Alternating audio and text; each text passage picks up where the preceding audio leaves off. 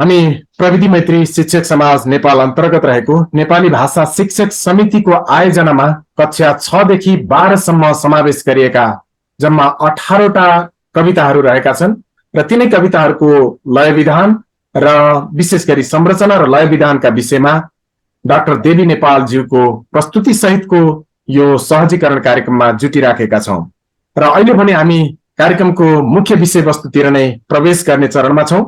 अबको समय म हामी सबैका गुरु कविताका पनि गुरु उहाँकै सम्भवतः उहाँकै कविताबाट आजको प्रस्तुति पनि अगाडि बढ्नेछ। कक्षा 6 को पहिलो कविता उहाँकै कविता छ। त्यहाँबाट सुरु भएर हामी कक्षा 12 को कवितासम्म भोलि पक्कै पनि पुग्नेछौं र यो प्रस्तुतिका लागि अब म यो हाम्रो जुनको मञ्च प्राध्यापक डाक्टर देवी नेपालज्यूलाई हस्तान्तरण गर्दछु र यहाँहरूको कुनै जिज्ञासा रह्यो भने हामी कार्यक्रमको अन्तिममा आजको प्रस्तुति सकिएपछि यहाँहरूको ह्यान्ड रेज गरेर राख्ने मौका प्रदान गर्नेछौं। अबको प्रस्तुति प्राध्यापक डाक्टर देवी नेपालज्यूको। देवी सर, यहाँलाई मैले अब समय प्रदान गरेँ। हजुर नमस्कार अनि धेरै धेरै धन्यवाद रूपेन्द्र प्रभावीज्यू। कार्यक्रम सञ्चालन मात्रै होइन, लेखन क्षेत्र पनि उस्तै सशक्त अनि शिक्षण क्षेत्र पनि उस्तै सशक्त, सांगठनिक गतिविधिमा पनि उत्तिकै सशक्त, प्रविधिमा पनि उत्तिकै सशक्त, सबै क्षेत्रमा शक्तिशाली बनाउनुपर्छ आफू जस्तै साथीहरूलाई भन्ने उद्देश्यका साथ जसरी प्रविधि मैत्री शिक्षक समाज अगाडि बढिरहेको छ, परिकल्पनाकार भूपति बस्यालज्यू, मलाई त लाग्छ जसले पहिलोचोटि कल्पना गर्छ कस्तो होला भन्ने लागेको हुन्छ। तर यसरी संस्था देशव्यापी विश्वव्यापी बनिदिँदाखेरि भित्रैबाट गदगद भइन्छ। मलाई लाग्छ आज भूपति सर त्यसै पनि गदगद हुँदै हुनुहुन्छ होला। अनि टुकरा सर हुनुहुन्छ यहाँ पाठ्यक्रम विकास केन्द्रमा निर्देशक हुनुहुन्छ। हामीले धेरै सहकार्य गरेका छौँ पाठ्य पुस्तक लेखनका सन्दर्भमा, प्रशिक्षणका सन्दर्भमा, धेरै सन्दर्भमा हामीले धेरै सहकार्यहरू गरेका छौँ। उहाँ पनि आज धेरै गदगद हुनुहुन्छ भन्ने मलाई लाग्छ, किनभने यसरी साथीहरूले हिजोका दिनहरूमा कविता के हो, कसरी पढाउने, कस्तो हुन्छ भन्ने थाहा नपाइकन पनि कतिपय कक्षा कोठामा हामी पुग्दाखेरि हाँस्दै हाँस्दै बाहिर निस्केका छौँ। आज यसरी साथीहरूले सम्पूर्ण शिक्षकहरूलाई, थरीका शिक्षकहरूलाई एकत्रित गरेर कविताको संरचना यस्तो हुन्छ, यसरी पठन पाठन गराउनुपर्छ भनेर सिकाउने उद्देश्य जुन राख्नुभयो, त्यसका लागि यो नेपाली भाषा शिक्षक समिति अनि यहाँ उपस्थित सम्पूर्ण शिक्षक साथीहरू यसका लागि अत्यन्तै धन्यवादका पात्र हुनुहुन्छ। म सबैलाई त भन्दिनँ, किनभने म यहाँ देखिरहेको छु कतिपय स्रष्टाहरू हुनुहुन्छ जो पाठ्य पुस्तकमा समावेश भएका कतिपय कविता भन्दा सुन्दर कविता सिर्जना गर्नुहुन्छ। उहाँहरू धेरै यहाँ स्रष्टा साथीहरू पनि म देखिरहेको छु। अब उहाँहरूलाई त कविताको संरचना यस्तो हुन्छ, छन्द यस्तो हुन्छ भनिरहनुको त्यति अर्थ रहँदैन। तर हामीले समग्रमा हेर्ने हो। जसरी हामी पाठ्य पुस्तक निर्माण गर्दाखेरि काठमाडौँमा पढाइने र दार्चुलामा पढाइने पाठ्य पुस्तक हाम्रो एउटै हुने गर्छ। त्यसरी नै मैले आजको प्रस्तुतिमा के सम्झिनुपर्छ भने यहाँ अगाडि पाठ्यक्रमविद, पाठ्य पुस्तकविद अनि भाषा साहित्यकाविद टुकरा सर पनि हुनुहुन्छ, अथवा धेरै राम्रा राम्रा कविता सिर्जना गर्ने कविज्यूहरू पनि यहाँ हुनुहुन्छ भन्ने कुरा मैले बिर्सिएर म एकदम न्यूनतम मार्गबाट भित्र प्रवेश गर्नुपर्छ भन्ने मलाई लाग्छ। त्यसैले म आज र भोलि यहाँहरूसँग यिनै कुराहरूमा रहनेछु। अघि रूपेन्द्र सरले भन्नुभयो 18वटा कविता छन्। अब ती कविताहरूलाई हामी वर्गीकरण गर्छौं, हेर्छौं अनि कहाँ कहाँ कुन कुन संरचनामा तिनीहरू रहेछन्, कसरी कसरी हामी वाचन गर्दै रहेछौं, कसरी गर्दा राम्रो हुन्छ, यिनै कुरामा हामी केन्द्रित रहनेछौँ। त्यसैले म अब स्क्रिन शेयरबाट नै म जान्छु, मलाई अनुमति छ नि?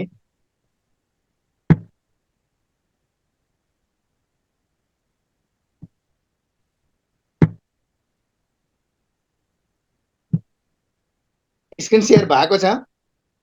हाँ सर सर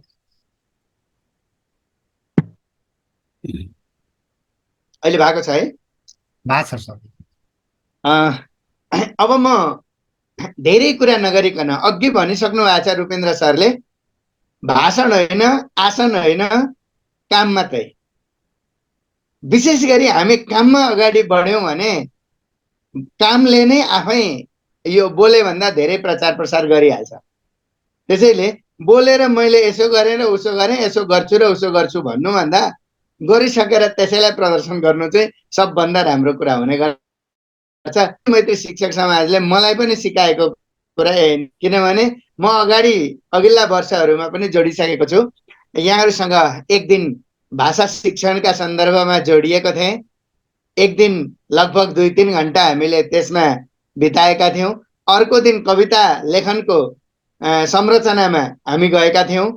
आज हामी एकदमै नितान्त प्राविधिक रूपमा हामी केन्द्रित छौँ। छरिन पाउने अवस्था आज हामीलाई छैन, किनभने नेपाली पाठ्यपुस्तक कक्षा 6 देखि 12 सम्ममा समाविष्ट भएका कविताहरूको संरचना र लय विधान आजको विशेषता हो, आजको विषयवस्तु हो।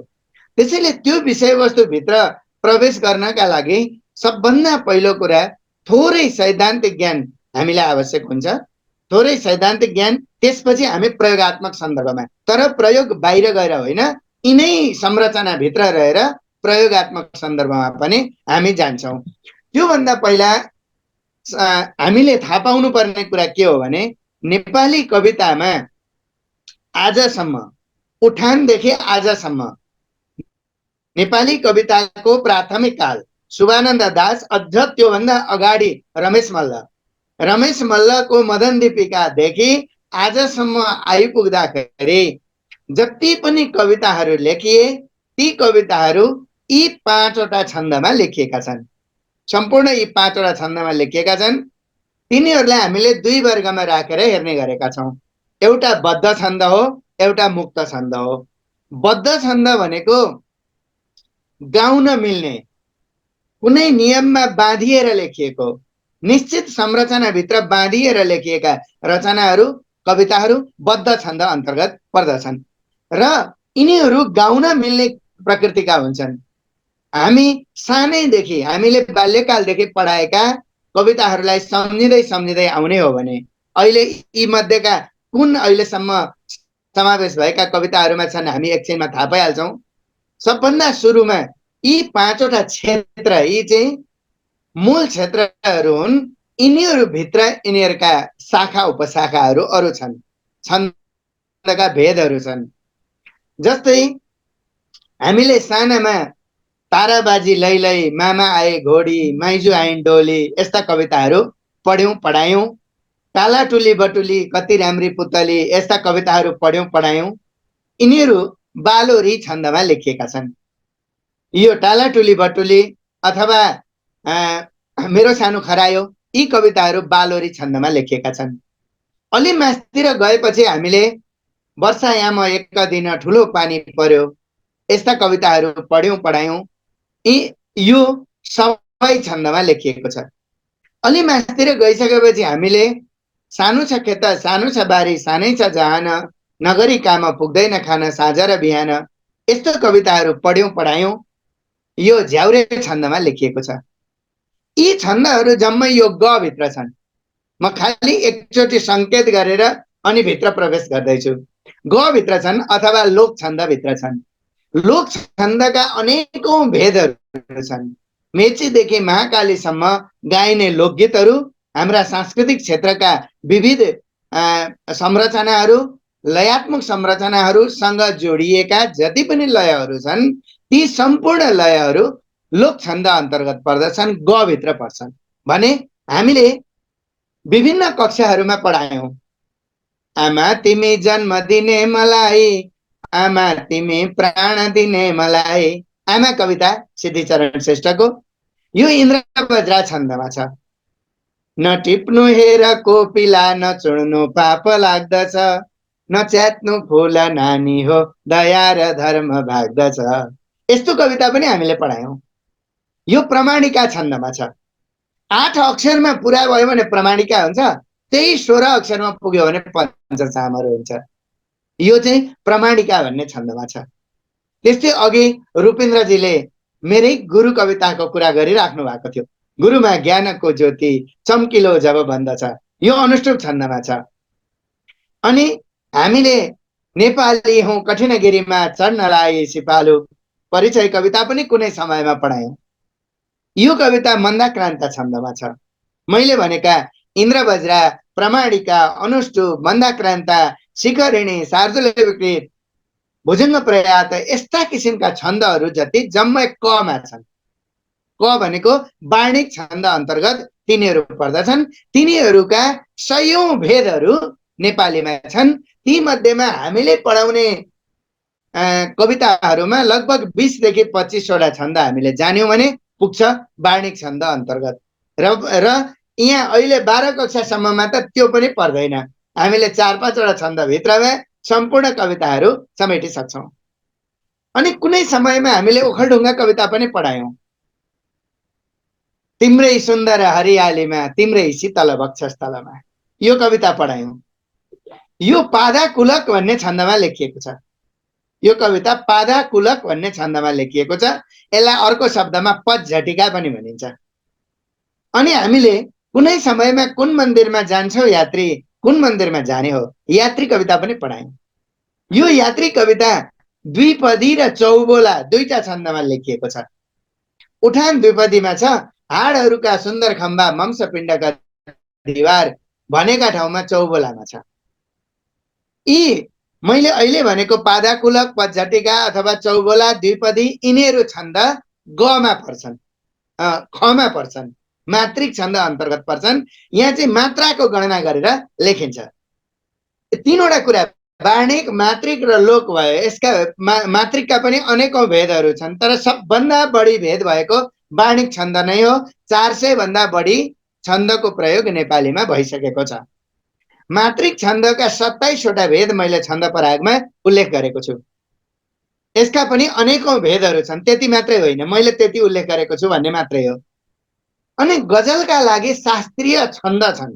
उर्दू फारसी परम्परामा गजल लेखिने लयहरू छन्, तिनीहरूलाई बहर भनिन्छ। हामी जसरी यतापट्टि हामी 3-2-3-2 गर्दै गर्दै झ्याउरे छन्द निर्माण गर्छौं। 3 र 2 हाम्रो सूत्र हुन्छ, त्यहाँ 4 र 3 गरेर हाम्रो यो बालोरी छन्दको सूत्र हुन्छ।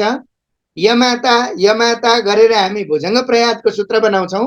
त्यस्तै उर्दू फारसी परम्परामा मफाइलुन, फाइलुन, फाइलातुन यस्ता सूत्रहरू हुन्छन्। तिनैबाट उनीहरू गजल लेख्छन्। मफाइलुन मफाइलुन मफाइलुन मफाइलुन, यो एउटा सूत्र हो। यसबाट हजज बहर बन्छ। यसैमा मोतीराम भट्टले यता हेर्यो यतै मेरा नजरमा राम प्यारा छन्, यो गजल लेखेका हुन्।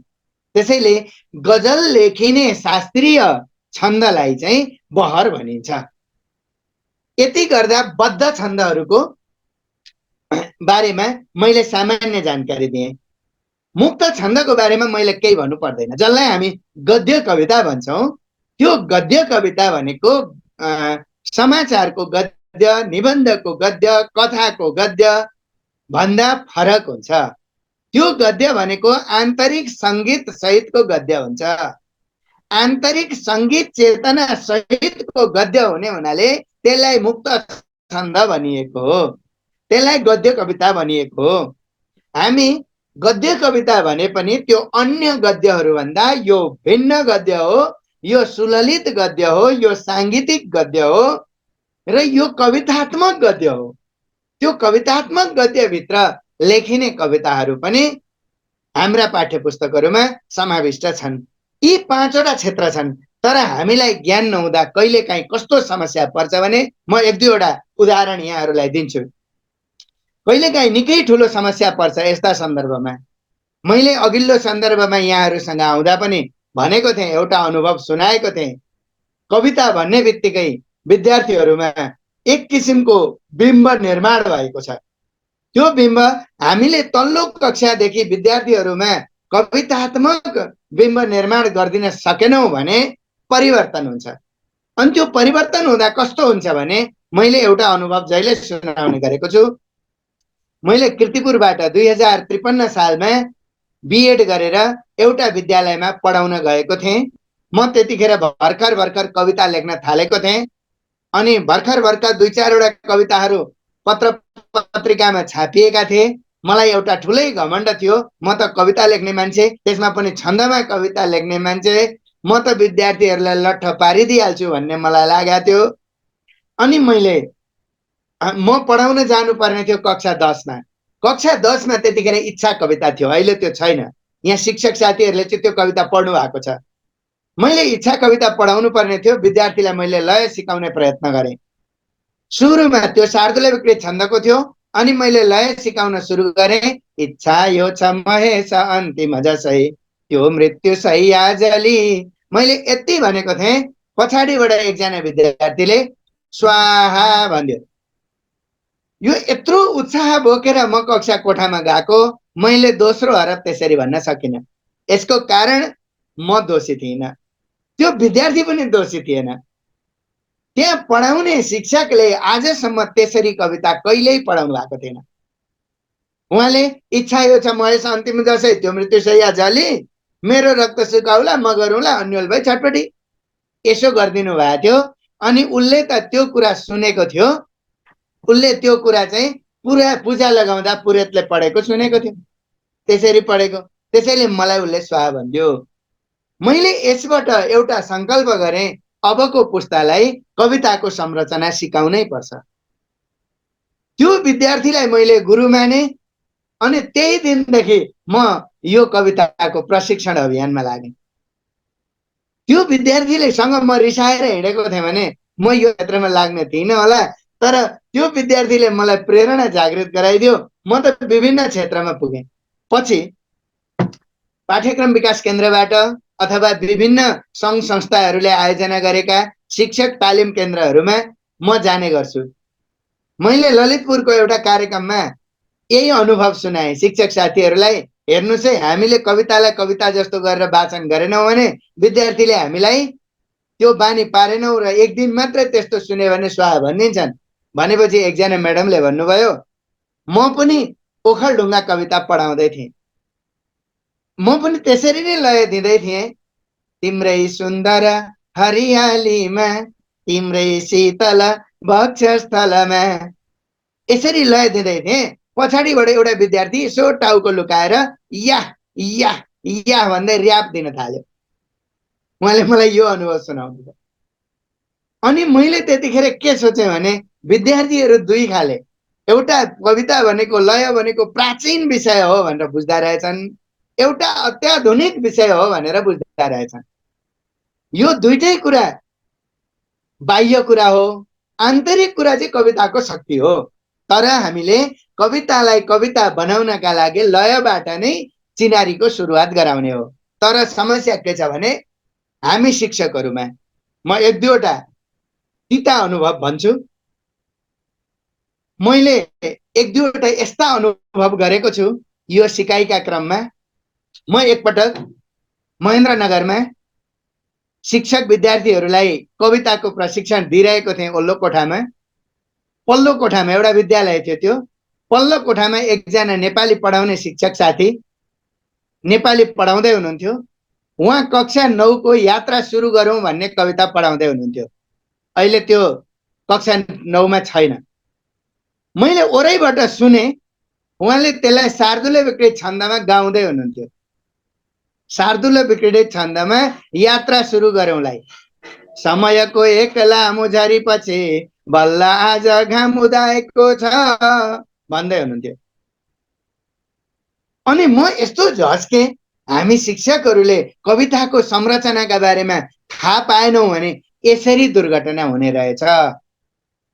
अनि पछि कक्षामै गएर भन्नु त भएन, पछि बाहिर निस्किसकेपछि मैले उहाँलाई सम्झाएँ, सबै कवितामा शार्दूल विकृतको लय हुँदैन, सबै कवितामा अनुष्टुप छन्दको लय हुँदैन।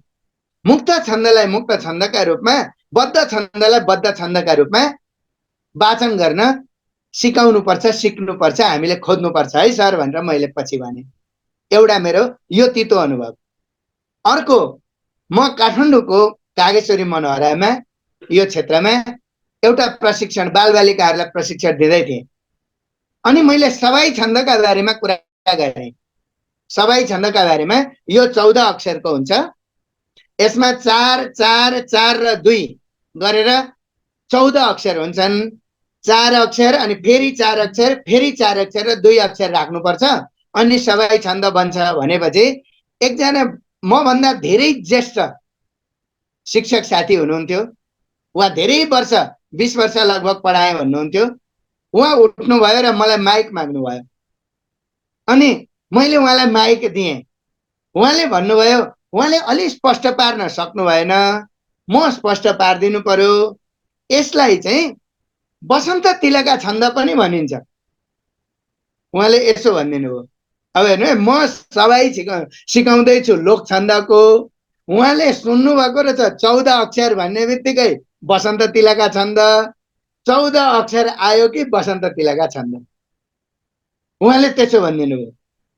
अब त्यत्रा विद्यार्थीहरूका अगाडि उहाँहरूको पूजनीय गुरुलाई मैले भन्नु पर्यो, गुरु यो होइन, वार्णिक छन्द र लोक छन्दका बीचमा भिन्नता छ भन्नु पर्यो मैले त्यहाँ। केही समय अगाडि मात्रै म पूर्वी क्षेत्रको यो पाठ्यक्रमको तालिममा गएको थिएँ।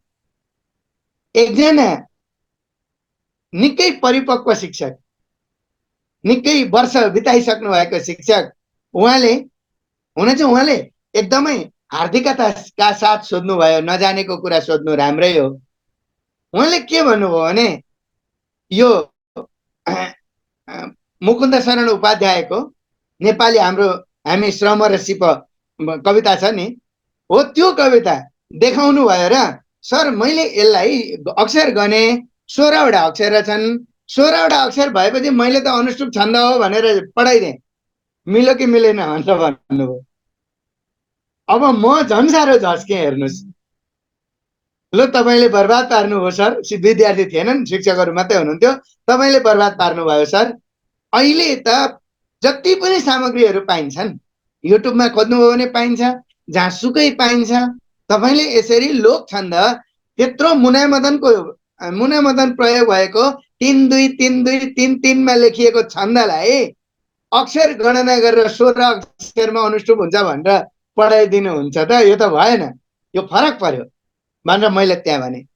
यी तिता अनुभव मैले किन गर्दैछु यहाँ भने हामी शिक्षकहरू हामीले एउटा कुरा सुनेको भरमा त्यतिको आधारमा अनि आफ्नो तरिकाले व्याख्या गरिहाल्नु हुँदैन।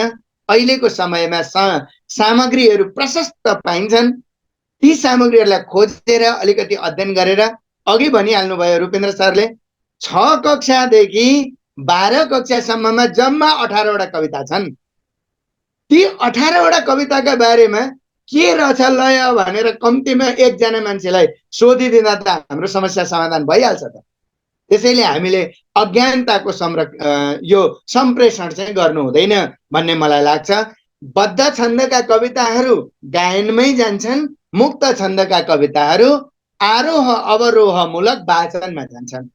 यिनीहरूको लेखनसिप र वाचनसिप दुईटैका बारेमा हामी शिक्षकले चाहिँ थाहा पाउनै पर्छ। किनभने हामी शिक्षकहरूको वाचनलाई आदर्श वाचन मान्छन् विद्यार्थीले।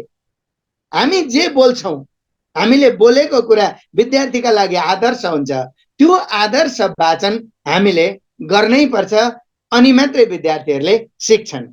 मैले यति कुरा सम्पूर्ण अहिलेसम्म लेखिएका कविताहरूमा 5 वटा लयको प्रयोग छ भन्ने सन्दर्भमा गरेँ। तर हामीले कक्षा 6 देखि 12 सम्म पढाउने कविताहरूमा यी 5 वटाको प्रयोग भएको छैन। मात्रिक छन्दका एउटा पनि कविता छैनन् अहिले 6 देखि 12 सम्ममा। गजलको बहरको अब सैद्धान्तिक ज्ञान दिनका लागि पछाडिपट्टि गजल सम्बन्धी अलिअलि कुराहरू 11 12 तिर राखिएका छन्। तर गजल कुनै पढाइ हुने, त्यहाँ बहर सिकाउने प्रयोजन छैन। भनेपछि हामीले जम्मा 3 प्रकारका लय जान्दा भयो। वार्णिक छन्दका कुन कुन कविता छन्, लोक छन्दका कुन कुन कविता छन् र मुक्त छन्दका कुन कुन कविता छन्। यति 3 खाले कविता हामीले थाहा पाउँदा भयो। अब त्यसमा अहिलेसम्म समावेश गरिएका कविताहरू के छन्? अब यहाँहरूलाई थाहा छ, तर पनि मैले यो विषयमा प्रवेश गर्नलाई सजिलो होस् भनेर एक चरणमा सम्पूर्ण कविताहरूको विवरण यहाँहरूका अगाडि राखेको छु। कक्षा 6 मा 3वटा कविता छन्। सबभन्दा पहिलो कविता मेरै कविता छ, मातृभूमिको आवाज। यो मेरै कविता छ। पहिला यही ठाउँमा गुरु कविता थियो, अहिले यही ठाउँमा मातृभूमिको आवाज कविता छ। अर्को कविता छ धरणीधर कोइरालाको जाग जाग, दोस्रो कविता। तेस्रो कविता छ माधव प्रसाद घिमिरेको लाग्दछ मलाई रमाइलो। यी 3वटा कविता कक्षा 6 मा छन्। कक्षा 7 मा पनि 3वटा कविता छन्। मेरो देश शीर्षकको जगराज न्यौपानेको कविता छ सुरुमा, अनि बिचतिर कृष्णप्रसाद भट्टराईको आमा शीर्षकको कविता छ, अनि अलि पछितिर लेखनाथ पौड्यालको बसन्त शीर्षकको कविता छ। यी 3वटा कविता कक्षा 7 मा छन्। कक्षा 8 मा पनि 3वटा कविता छन्। शहीदहरूको सम्झनामा छ सुरुमा भूपी शेरचनको, प्यारो प्रकृति कविता छ प्रहलाद पोखरेलको, अर्को कविता त्यो पछाडि छ, अनि बिचमा विक्रम पवन परियारको फर्क आफ्नै देश शीर्षकको मुक्त छन्दको कविता छ। अहिले यिनीहरूका छन्दका बारेमा अर्को स्लाइडबाट भन्छु। पहिला म विवरण मात्रै दिँदै गइरहेको छु। कक्षा 8 सम्ममा हामीले 3-3वटा कविता पढाउन पाउँदैछौँ अहिलेसम्म। कक्षा 10 मा पनि 9 मा पनि 3वटा कविता छन्। कक्षा 9 मा मेघ बिजुली विवाह शीर्षकको कविता छ सुरुमा भरतराज पन्तको, बिचतिर धीरेन्द्र प्रेमर्षिको सारङ्गीमा देश शीर्षकको अर्को कविता छ, अनि अलि पछि गएर भूपिनको आमाको तस्बिर शीर्षकको अर्को कविता छ। 3वटा कविता 9 मा पनि छन्। 10 मा पनि 3वटा कविता छन्। 10 मा रामप्रसाद गेवालीको उज्यालो यात्रा पहिलो कविताका रूपमा रहेको छ भने नेपाली हाम्रो श्रम र सिप, मैले अघि चर्चा गरेको कविता यही हो। मुकुन्द शरण उपाध्यायको यो कविता बिचमा छ। पछिल्लो किताबको पछिल्लो भागतिर दिनेश अधिकारीको गाउँमाथि एउटा कविता भन्ने मुक्त छन्दको कविता छ। 10 कक्षामा यी 3वटा कविता छन्। कक्षा 11 मा एउटै मात्र कविता छ। पहिलो कविता वीरपुर्खा कविता छ वासुदेव त्रिपाठीको। कक्षा 12 मा 2टा कविता छन्। सुरुमा गोपाल प्रसाद रिमालको आमाको सपना कविता छ, अलि पछि माधव प्रसाद घिमिरेको हामीलाई बोलाउँछन् हिमचुली हाम्रा कविता छ। हामी कक्षा 6 देखि 12 सम्म पुग्दाखेरि माधव घिमिरेलाई 2 चोटि पढ्छौँ, नभए अरू हामी सबै कविहरूलाई एक चोटि मात्रै पढ्छौँ। यो कविताको सिङ्गो स्वरूप हो 6 कक्षादेखि 12 कक्षासम्मको। अब त्यसमा लयको स्वरूप कस्तो छ? लयको स्वरूप त्यसमा अघि 3वटा भनेको छु मैले, ती 3वटा अवस्था कस्तो कस्तो छ यहाँ हेर्दै जाउँ। सबभन्दा पहिला कक्षा 6 मा लोक छन्दका 7वटा कविताहरू यो 12 सम्म पुग्दा हामी पढाउन पाउँछौँ। 7वटा कविता छन्। ती लोक छन्दमा सुरुमा लाग्दछ मलाई रमाइलो मेरै पाखा पखेरो, माधव घिमिरेको कविता। यो बालोरी र सेलोको मिश्रणमा छ। त्यसको संरचनाका बेलामा म भनौँला, तर अधिकांश प्रयोग यसमा बालोरीकै छ। बालोरीको डबल मात्रा 7-7 गरेर 14 गरेको मात्रामा छ। त्यो प्रयोगमा गइसकेपछि यहाँहरूले देखिहाल्नुहुन्छ। 7 कक्षामा मेरो देश शीर्षकको कविता छ दैवज्ञराज न्यौपानेको, त्यो सवाई छन्दमा लेखिएको छ। 8 कक्षामा शहीदहरूको सम्झनामा भूपी शेरचनको कविता छ, त्यो झ्याउरे छन्दमा लेखिएको छ। 9 कक्षामा सारङ्गीमा देश शीर्षकको धीरेन्द्र प्रेमर्षिको कविता छ, यो सवाई छन्दमा लेखिएको छ। 10 कक्षामा नेपाली हाम्रो श्रम र सिप कविता छ मुकुन्द शरण उपाध्यायको, यो झ्याउरे छन्दमा लेखिएको छ। 11 कक्षामा वीरपुर्खा शीर्षकको कविता छ वासुदेव त्रिपाठीको, यो झ्याउरेको दोस्रो प्रकारमा लेखिएको छ भने 12 कक्षामा हामीलाई बोलाउँछन् हिमचुली हाम्रा भन्ने कविता छ माधव घिमिरेको, त्यो सवाई छन्दमा लेखिएको छ। भनेपछि 7वटा कविता छन्। हामीले यो लोक छन्दमा लेखिएका 7वटा कविता छन्। ती 7वटा कविता 4वटा शैलीमा लेखिएका छन्। हेर्नुहोस्, किनभने सबैका यहाँ 3टा कविता छन्।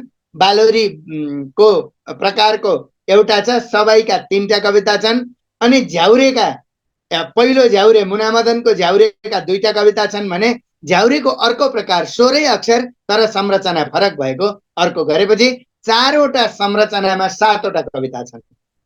हामीले पढाउने यी 7वटा कविता लोक छन्द अन्तर्गतका रहेका छन् भने वार्णिक छन्दका पनि 7वटा कविता छन्। यहाँ वार्णिक छन्दका 7वटा कवितामा सबभन्दा पहिला 6 कक्षाको पहिलो मेरै कविता मातृभूमिको आवाज यो उपजाति छन्दमा लेखिएको छ। त्यही कक्षामा रहेको धरणीधर कोइरालाको जाग जाग कविता स्वागता छन्दमा लेखिएको छ। कक्षा 7मा पुग्दाखेरि 2टै कविता अनुष्टुपका छन्।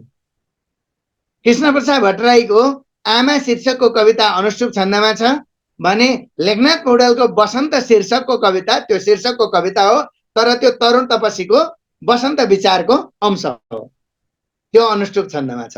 2टै कविता 7 कक्षामा अनुष्टुप छन्दका छन्। 8 कक्षामा प्रहलाद पोखरेलको प्यारो प्रकृति भन्ने कविता छ, त्यो शार्दूल विक्रीडित छन्दमा छ। कक्षा 9मा मेघ बिजुली विवाह छ भरतराज पन्तको, त्यो शिखरिणी छन्दमा छ। अनि 10 कक्षामा रामप्रसाद गेवालीको उज्यालो यात्रा भन्ने कविता छ, त्यो कविता अनुष्टुप छन्दमा लेखिएको छ। अब हेरौँ, 7वटा कविता भए पनि यहाँ छन्द चाहिँ उपजाति एउटा, स्वागता अर्को, अनुष्टुप अर्को, शार्दूल विक्रीडित अर्को, शिखरिणी अर्को, जम्मा 5वटा छन्दमा 7वटा कविताहरू यहाँ समावेश भएका हामी पाउँछौँ। यो वार्णिक छन्दसँग सम्बन्धित। त्यसपछि मुक्त छन्द अथवा हामी जसलाई गद्य कविता भन्छौँ ती कविताहरू 4वटा छन्। यहाँ कक्षा 8 देखि सुरु हुन्छ। कक्षा 6 र 7 मा यी मुक्त छन्दका कविताहरू छैनन्। 8 देखि सुरु हुन्छ। 8 कक्षामा विक्रम पवन परियारको फर्क आफ्नै देश शीर्षकको कविता छ। 9 कक्षामा भूपिनको आमाको तस्विर शीर्षकको कविता छ। 10 कक्षामा दिनेश अधिकारीको गाउँमाथि एउटा कविता शीर्षकको कविता छ र 12 कक्षामा गोपालशाह रिमालको आमाको सपना शीर्षकको कविता छ। यति गर्दा 18वटा कविता हामीले पढाउने कविताहरू हुन् यी। अब यतिले नै पनि लगभग हामीलाई यसको संरचनागत स्वरूप कस्तो छ भन्ने थाहा हुन्छ। तर यतिमा मात्रै म केन्द्रित रहन्न, यसभित्र प्रवेश गर्छु अब। र यसभित्र प्रवेश गर्दाखेरि म हाम्रो शिक्षण सिकाइको सिद्धान्त अनुसार सरलताबाट जटिलतातिर नै जान्छु। त्यसैले अघि रूपेन्द्र सरले भने जस्तो पहिलो कविता नै मेरै भएकाले गर्दा तीबाट प्रवेश गर्दिन, किनभने त्यो वार्णिक छन्द हो।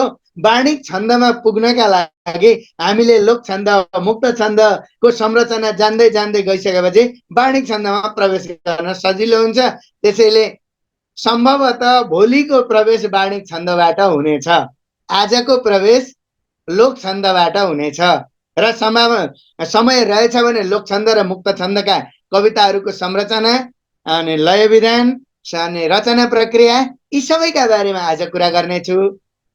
समय रहेनछ भने लोक छन्द चाहिँ आज पुरा गर्छु, अरू 2टा भोलि पुरा गर्छु। तर मलाई लाग्छ आज लोक छन्द र मुक्त छन्द सकिन्छ होला। अब यहाँबाट प्रवेश गर्दा हामीले सबभन्दा पहिला प्रवेश गर्नुपर्छ लोक छन्दबाट।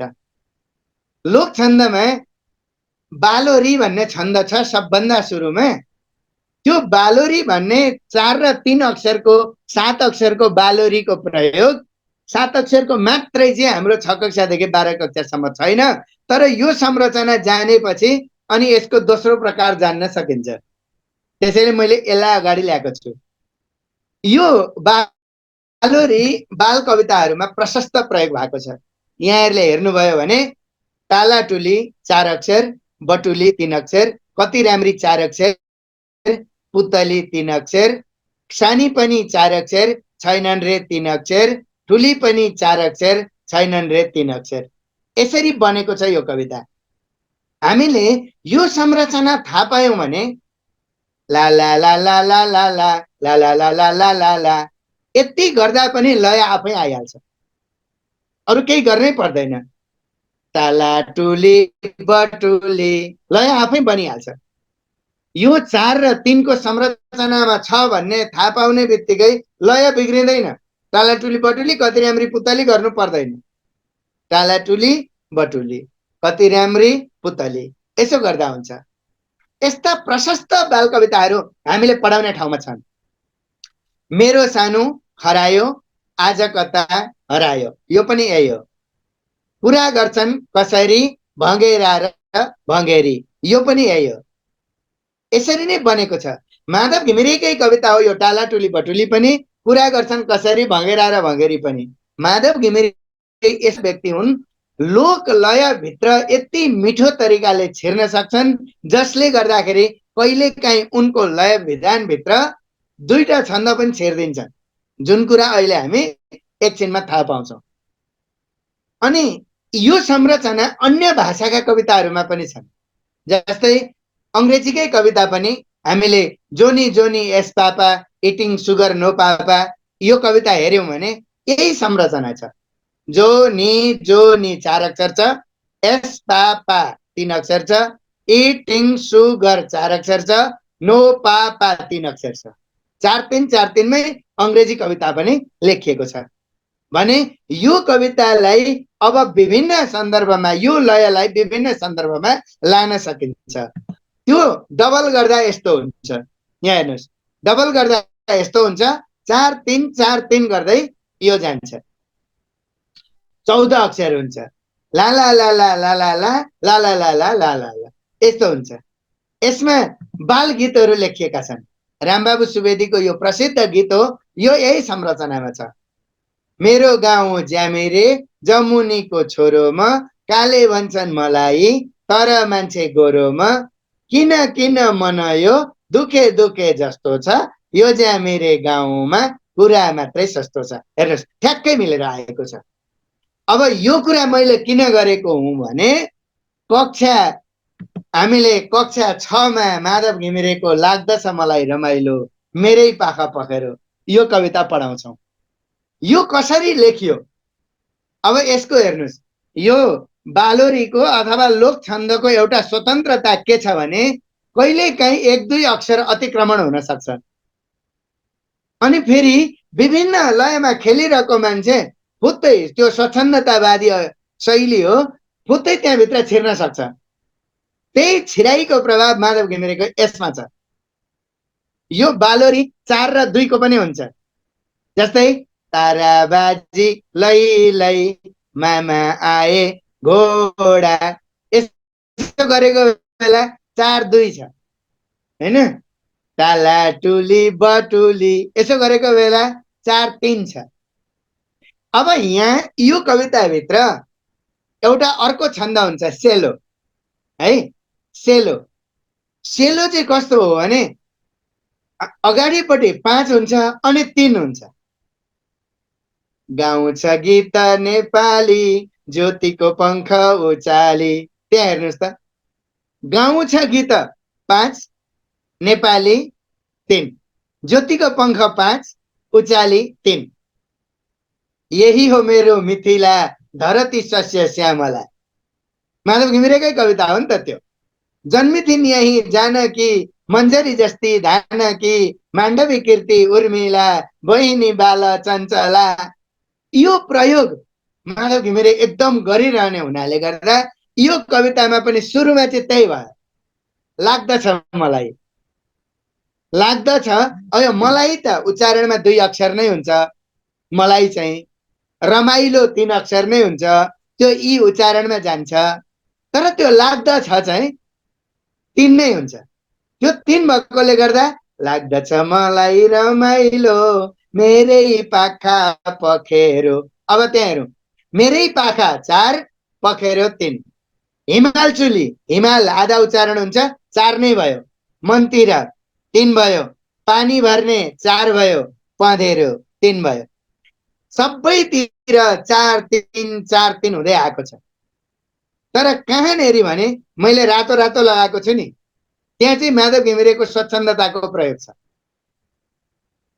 लेकै हेरौँ लाली गुराँस, त्यो 3 को ठाउँमा 4 भयो त्यहाँ। बेसी हेरौँ प्याउली, पिरती बस्ने, अब प्रीति बस्ने भनेको थियो भने मिल्थ्यो, 4 पनि हुन्थ्यो, तर गायनमा त त्यो मिल्छ। पिरती बाँच्ने परेवा, विरह बोल्ने न्याउरी। विरहलाई त विरह पनि भनिन्छ। लोक छन्दमा उच्चारणले अक्षर तान्यो भने त्यसलाई छुट दिइन्छ। त्यसैले यो बालोरीको दोस्रो प्रकार नै हो यसको संरचना। तलतिर हेरौँ, हिमाल छुन्छ, हिमाल छुन्छ बेलुकी सप्तर्षिको ताँतीले। 4-3 हुँदै गएको छ। जुनेली रात बिताउँछन्, जुनेली रात भन्छौँ नि त हामी, जुनेली रात बिताउँछन्, ऊ आधा उच्चारणमा गयो। जुनेली रात बिताउँछन् गाउँदा गाउँदै साथीले। भनेपछि यो संरचना टालाटुली बटुलीकै डबल संरचना हो, तर ठाउँ ठाउँमा माधव घिमिरेको स्वच्छन्दतावादी लेखन अनि सेलोमा अत्यधिक कविता लेखेको हुनाले गर्दा मैले अघि भनिहालेँ, गाउँछ गीत नेपाली, ज्योतिको पङ्ख उचाली, त्यो सबै सेलोमा लेखिएको छ।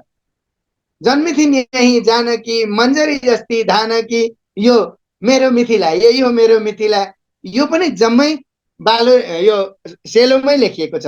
त्यही प्रभावले गर्दा लाग्दछ मलाई रमाइलोमा पनि ठाउँ ठाउँमा सेलोको प्रभाव परेको, त्यसैले 4 र 5 आएको हो। यो बालोरीकै दोस्रो प्रकार हो र यसमा मिश्रण चाहिँ सेलो छन्दको भएको छ। अब यसलाई गाउने कुरामा त हामीले जसरी गाउँदा पनि हुन्छ। अब यो त रेकर्ड भएकै गीत हो, त्यसैले त्यसको प्रभाव परि नै हाल्छ। त्यो नहुँदाखेरि पनि हामीले लाग्दछ मलाई रमाइलो मेरै पाखा पखेरो, हिमाल चुली मुनतिर पानी भर्ने पँधेरो, यसरी आफ्नै तरिकाले जाँदा पनि भयो। अब गीतै भएपछि त गीतैको लयमा जाँदा पनि भयो। तर कहिलेकाहीँ चाहिँ कस्तो हुँदो रहेछ भने धेरै शिक्षक साथीहरू चाहिँ होइन यो त गीतको लय भइहाल्यो नि, कविताको हुनु पर्यो नि भनिराख्नु भएको पनि मैले सुनेको छु। त्यही लेख्दाखेरि कविता पछि गाउँदा गीत भएको त हो नि। बाल कविता त सबै त्यस्तै छन्। बाल कविता त मेरो सानो खरायो कविता लेखेको पछि गाइयो, यो पनि कविता लेखेको पछि गाइयो, ओखलढुङ्गा त गाइयो होइन, मातृक छन्दको गीत बनेर आयो। त्यो लेख्दा त काव्य लेखेको हो नि त यो मुनामदन त, तर गीत बनेर आयो। त्यसैले पहिलो यो छन्दको प्रयोग भएको छ।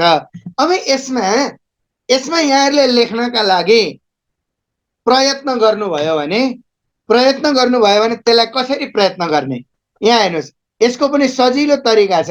तपाईहरुले प्रयत्न गर्नुभयो भने सबभन्दा पहिला 4 अक्षरका शब्द खोज्नुहोस् है। 4 अक्षरका शब्द लिनुहोस् के कहीँबाट हैन। अब 4 अक्षरका शब्द के हुन सक्छन्? तिमी हामी 2-2 गरेर 4 भयो, रमाइलो एकैचोटी 4 भयो हैन, एकैचोटी 4 पनि झिलिमिली एकैचोटी 4 भयो हैन। त्यसरी शब्दहरू सबभन्दा पहिला हामी लिने हैन। अब जस्तै यहाँ हेरौँ न, ल प्रविधिका भन्नुभयो है, हामी प्रविधिका शिक्षकहरू छौं नि हैन। अब ल शिक्षक भन्नुभयो, प्रविधिका शिक्षक एउटा भन्यो है। अनि अब यसैमा मिली जुली 4 भयो, बसेका अब यस्तो भयो। हेरौँ है, अघि त्यही लय यहाँनेरि आइसक्यो एकै ठाउँमा। प्रविधिका शिक्षक मिलिजुली बसेका हैन, यहीँबाट मिल्दै गयो। यही संरचना त्यो हो। हेर्नुहोस्, यही संरचना, तर यति हो प्रविधिका भनेका ठाउँमा प्रविधि बुझ्ने, यति हो माधव घिमिरेले गरेको, अरु केही पनि होइन। प्रविधिका शिक्षक भन्ने ठाउँमा प्रविधि बुझ्ने शिक्षक यति गरेको हो माधव घिमिरेले। अरु जम्मै त्यही छ। हेरौँ, जम्मै त्यही छ, तर यहाँनेरि एक अक्षर बढी छ।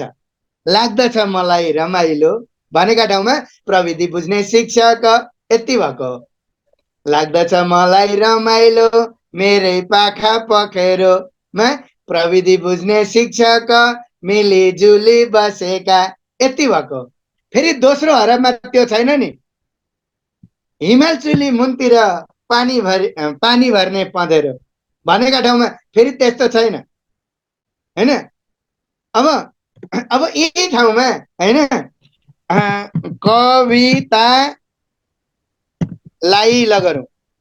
अब यहाँ पनि 5 देखियो नि, देखेन त हैन, तर कवितालाई भन्यो, कवितालाई बुझ्नमा भन्यो ल, 3 भयो त्यहाँनिर है। कवितालाई बुझ्नमा अब यहाँ ल सब उनकै शैली लिउँ, यहाँ सबै भनिन मैले, कम्मर कसेका, यहाँ हेरौँ स्वच्छन्दतावादी शैलीमै गएको हो। यहाँ के छ, कवितालाईमा इले आधाको काम गरेको छ, सबले भन्यो, सबै भन्दा पुरा हुन्थ्यो नि, सबले, कम्मर हेर्नु, कम्मर लोकमा मिल्छ के यो। अब त्यही भयो। त्यसैमा हामीले जसरी लाग्दछ मलाई रमाइलो मेरै पाखा पखेरो भने जस्तै प्रविधि बुझ्ने शिक्षक मिलिजुली बसेका, कवितालाई बुझ्नमा सबले कम्मर कसेका, मिलेर आयो। केही दुःख गर्नु पर्दैन, सूत्रमा चाहिँ जानुपर्छ, उच्चारण अनुसार जानुपर्छ, त्यो भयो भने गाह्रो हुँदैन। मैले यो पहिलो कविता लोकछन्दको यहाँहरूलाई यति कुरा गरेँ। गायनमा तपाईहरु जसरी जानुस् केही फरक पर्दैन, गायनमा चाहिँ त्यो उच्चारण नबिगार्नु होला, 4 र 3 को संरचना नबिगार्नु होला। 5 छ भने 5 3 अनि 4 छ भने 4 3, त्यो संरचना नबिगारी अगाडि बढ्यो भने हुन्छ। अब अर्को हेर्नुस्, अरु यो त धेरैवटा कविता यसैमा छन् है, धेरैवटा कविता यसैमा छन्। कक्षा 7 मा दैवकीराज न्यौपानेको मेरो देश शीर्षकको कविता छ। यो कविता सबै छन्दमा लेखिएको छ, सबै छन्दमा छ यो। ला ला ला ला ला ला ला ला ला ला ला ला ला ला, यसको संरचना यति हो, ला ला ला ला ला ला ला ला ला ला ला ला ला ला, यस्तो हो। अब तपाईले त्यही लालालाई ला ला ला ला ला ला ला ला ला ला ला ला ला ला यति गर्नुभयो भने भइहाल्छ, त्यतिबाट लय निर्माण भइहाल्छ। यहाँ हेर्नुस् त, कर्मवीर 4, नेपालीको 4, कर्म चिन्ने 4, देश 2, हिउँ चुलीको त्यहाँ उच्चारणमा गएको छ है, हिउँ चुलीको पहिलो झुल्का पहिलो मेरो देश हो। त्यो पहिलोमा हिजी उच्चारणमा गएको छ, पहिलो भएको छ। दोस्रोमा पनि पहिलो भएको छ। लोकलयमा यस्तो हुन्छ, शास्त्रीय छन्दमा यस्तो गर्न पाइँदैन। त्यही भएर मैले शास्त्रीय छन्द सुरु नगरेको कारण, पहिला मैले शास्त्रीय छन्दमा वनलाई वन भन्न पाउनुहुन्न है, वन भन्नुपर्छ भनेपछि तपाईहरुले यहाँ एक एक अक्षर गर्न थाल्नुहुन्थ्यो। त्यसैले मैले पहिला लोकलयबाट प्रवेश गरेँ। वाणिक छन्दमा, शास्त्रीय छन्दमा पुगिसकेपछि यस्तो हिउँचुली भन्न पाइँदैन, हिउँचुली नै भन्नुपर्छ, पहिलो भन्न पाइँदैन कि त पहिलो भन्नुपर्छ। माधवले पहिलो पनि प्रयोग गरेका छन्, पहिलो प्रयोग गरेर पनि कविता लेखेका छन् पहिलोलाई। अब त्यो कतिपय स्वच्छन्दतावादी प्रयोगमा त्यो हुन्छ, तर यो लोक छन्दमा चाहिँ आधिकारिक रूपमा नै यो प्रयोग गर्न पाइन्छ, यसमा दोष मानिदैन।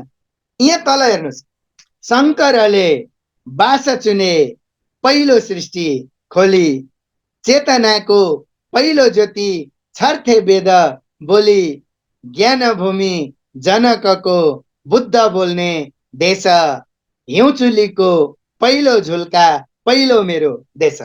हेर्नुस्, अब यसलाई तपाईहरुले सिकाउने कसरी गाउन भनेदेखि हामीले लोक जीवनबाट पनि लयहरू खोज्दा हुन्छ, केही फरक पर्दैन। तर एउटा बाल कवितालाई अथवा बालबालिकालाई पहिला सरल बाटो देखाइदिनु पर्यो, 4 4 4 अनि 2 गरेर ला ला ला ला ला ला ला ला ला ला ला ला ला ला, यस्तो लय हैन। कर्मवीर नेपालीको कर्म चिन्ने देश, हिउँ चुलीको पहिलो झुल्का पहिलो मेरो देश। सजिलो गरी यसरी हामी जान सक्छौँ। अलि फरक बनाइदिने हो भने चारको त्यो विश्राम चाहिँ बिग्रिनु हुँदैन। कर्मवीर नेपालीको कर्म चिन्ने देश, हिउँ चुलीको पहिलो झुल्का पहिलो मेरो देश। यसरी जानुभयो भने पनि हुन्छ। शङ्करले बास चुन्ने पहिलो सृष्टि खोली, चेतनाको पहिलो ज्योति छर्थे वेद बोली। ज्ञान भूमि जनकको बुद्ध बोल्ने देश, हिउँ चुलीको पहिलो झुल्का पहिलो मेरो देश। अप्ठ्यारो चाहिँ नपर्ने गरी सल्ल बग्ने गरी, बग्ने गरीको कुनै पनि लय निर्माण गर्न सकिन्छ। अनि अहिलेको पुस्ता त यति प्रविधिसँग खेलिरहेको हुन्छ, सङ्गीतसँग त्यति पोख्त हुन्छ, त्यो सङ्गीतसँग भिजिरहेको पुस्तालाई त लय निकाल्न गाह्रो हुँदैन, उसले आफै लय निकालिहाल्छ। खालि हामीले 4 अक्षरबाट 5 अक्षरमा चाहिँ गएर विश्राम नगर्नु है भन्दिँदा पुगिहाल्छ। यो एउटा कविता दैवज्ञ राज न्यौपानेको कक्षा 7 मा रहेको। यस्ता धेरैवटा यो छन्दका छन्, त्यसैले क्रमशः भन्दै जान्छु। अर्को हेर्नुहोस्, सारङ्गीमा देश पनि यही हो। सारङ्गीमा देश पनि यही सबै छन्दमै छ, 4 4 4 2 नै छ। यसमा पनि गाउँदै आयो, गाउँदै त्यो उच्चारणले 2 अक्षर भयो।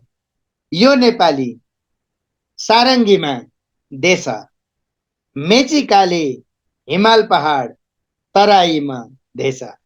अब त्यो अन्तिमको चाहिँ 3 अक्षर अथवा 6 अक्षर छ नि, त्यो 6 अक्षरै राख्न पनि पाइन्छ, 2 3 गर्न 4 र 2 गर्न पनि पाइन्छ। अन्तिममा चाहिँ त्यो ठाउँ रोकिरहनु पर्दैन। त्यसैले त्यो त मधेसलाई म यता 4 मा देश उतापट्टि गएको छ नि, त्यो चाहिँ गर्न मिल्छ।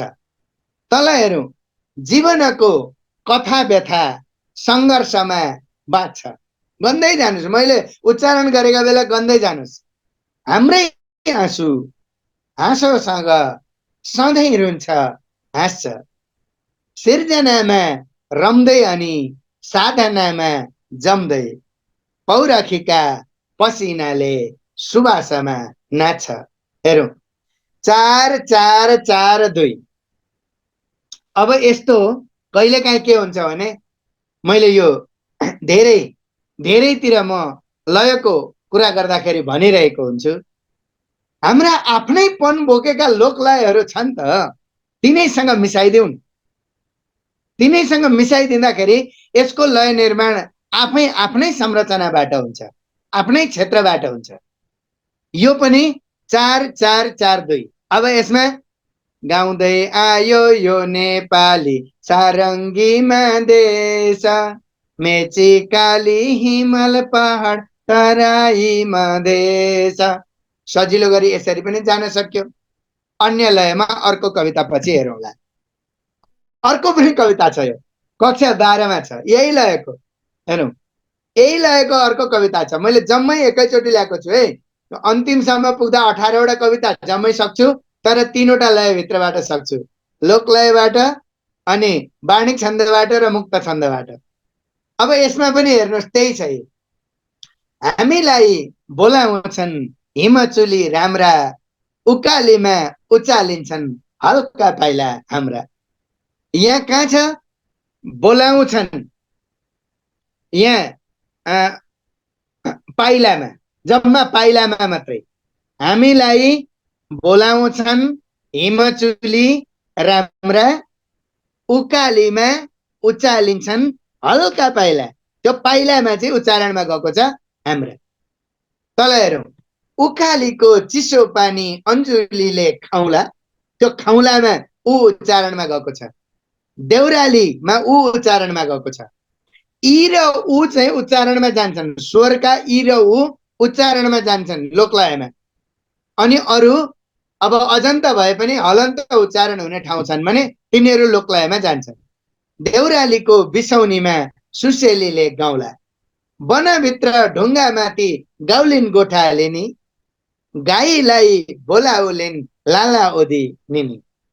अब यसमा योभन्दा पछिल्लो संरचना यी तीनवटा कविताहरू एउटै छन्दमा हामीले पायौं। हेर्नुहोस्, यी तीनवटा कविताहरू क्रमशः पहिलो दैवकराज न्यौपानेको मेरो देश, यो पनि सवाईमा 14 अक्षरमा। दोस्रो धीरेन्द्र प्रेमर्षिको सारङ्गीमा देश, यो पनि 14 अक्षरमा। अनि अर्को माधव घिमिरेको यो हामीलाई बोलाउँछन् हिमचुली राम्रा, यो पनि यसैमा छ। अब एउटा दुईटा लयको त कुरा म अघिदेखि गरिरहेकै छु। एउटा मात्रै लय सिकाउने हो भनेदेखि हामीले बाल लय नै सिकाउँदा हुन्छ। हामीलाई बोलाउँछन् हिमचुली राम्रा, यही नै एउटा लय हो। अलिकति साङ्गीतिक बनाउने फरक भनेदेखि हामीलाई बोलाउँछन् हिमचुली राम्रा, उकालीमा उचालिन्छन् हल्का पाइला हाम्रा, यसरी गर्दा पनि भयो। तर हाम्रो के छ भने अहिलेसम्मको, अब अहिले हाम्रो देश विविधतामय छ, 7वटा प्रदेश छन् अनि विभिन्न आफ्ना आफ्ना पहिचानका कुराहरू आइरहेका छन्। यो बेलामा हामीले लयमा पनि त पहिचान खोज्ने बेला आयो होला नि त। अब काठमाडौँबाट पठाइदिएको लयले मात्रै ताप्लेजुङमा पढाउनु भएन, जनकपुरमा पढाउनु भएन, अनि आफ्नोपन खोज्नु पर्यो। त्यहाँको लोकजीवनसँग के मिल्छ? ताप्लेजुङमा च्याब्रुङ बजाउँदै बजाउँदै गाउन मिल्ने लय निर्माण हुन्छ कि हुँदैन? दार्चुलामा हुड्को बजाउँदै बजाउँदै गाउन मिल्ने लय निर्माण हुन्छ कि हुँदैन? त्यो खोज्ने बेला आयो अब हामीले। अब त्यो खोज्दाखेरि कस्तो हुन्छ भने, जस्तै अब यो पूर्वतिर यो कविता हामीले पढाउनु पर्यो भने ती विद्यार्थीहरूलाई आत्मीयता जागृत होस् भन्नका लागि त्यतैको लय टिपिदिने। अरुण उपत्यकाका गीतहरू कस्ता कस्ता छन् खोज्ने, अनि त्यो क्षेत्रका लयहरू कस्ता कस्ता छन् खोज्ने। शिक्षकको काम भनेको त खालि माथिबाट पठाइदिएको कुरो मात्रै पढाउने होइन नि त, हामीले त खोज्ने हो। आज यहाँ देशभरिका हुनुहुन्छ, त्यसैले म यो कुरा गर्दैछु। जस्तै पूर्वतिर गयो भने अब यसलाई हामी यसरी गाइदियौँ भने विद्यार्थी मक्ख पर्छन्। हामीलाई बोलाउँछन् हिमचुली राम्रा, उकालीमा उचालिन्छन् हल्का पाइला हाम्रा, आलुदम चाना छोटो जिन्दगी निलैलै लामो सम्झना। पूर्वको लय, पूर्वको भाका। मध्य क्षेत्रतिर आइयो है, गोर्खा कास्की क्षेत्रतिर गाइने दाइले सारङ्गी बजाउँदै बजाउँदै पृथ्वीनारायण शाहको कर्खा भन्दै गाउँदै हिँडेको त जम्मैले सुनेका हुन्छन् नि। अब हो त्यो लय हामीले खोजिदिउँला। हामीलाई बोलाउँछन् हिमचुली राम्रा, उकालीमा उचालिन्छन् हल्का पाइला हाम्रा, मेरो माया आउँछ कि भनेर भिरको बाटो समय छ खानेर। यसो गरिदिउँ भने त हाम्रै गाउँको जस्तो हुन्छ। माधव घिमिरेले लेखे पनि हुन त माधव घिमिरे पनि लमजुङको भागा, लमजुङका लोकजीवनसँग भिजेका हुनाले नै त्यहाँको बढी त्यो लोकजीवन प्रतिबिम्बन भएको। यसो गरिदिउँ भने खुसी भइहाल्छन्। टप्पा क्षेत्रमा पुग्यो टप्पाकै लय, देउडा क्षेत्रमा पुग्यो, कर्णाली र सुदूरपश्चिमतिर पुग्यो भने यसैलाई लगेर राईझुमामा हालिदिने, यसैलाई लगेर झ्याम्मा झ्याम्मामा हालिदिने, मिलिहाल्छ। त्यो पनि नमिल्ने होइन। हामीलाई बोलाउँछन् हिमचुली राम्रा, उकालीमा उचालिन्छन् हल्का पाइला हाम्रा, झ्याम्म झ्याम्म। मिल्छ त त्यो पनि, राईझुमामा हाल्दा पनि मिल्छ। तपाईँहरूले ती हालिदिनुहोस् न। तपाईँ डोटी डडेलधुरातिर हुनुहुन्छ भने हालिदिनुहोस् न राईझुमाभित्र। त्यो के होला यसको लय भन्नेतिर नजानुहोस्। 4 4 4 2 बिग्रेन भने भयो। अनि तराईतिर गयो, सबभन्दा समस्या त्यही छ।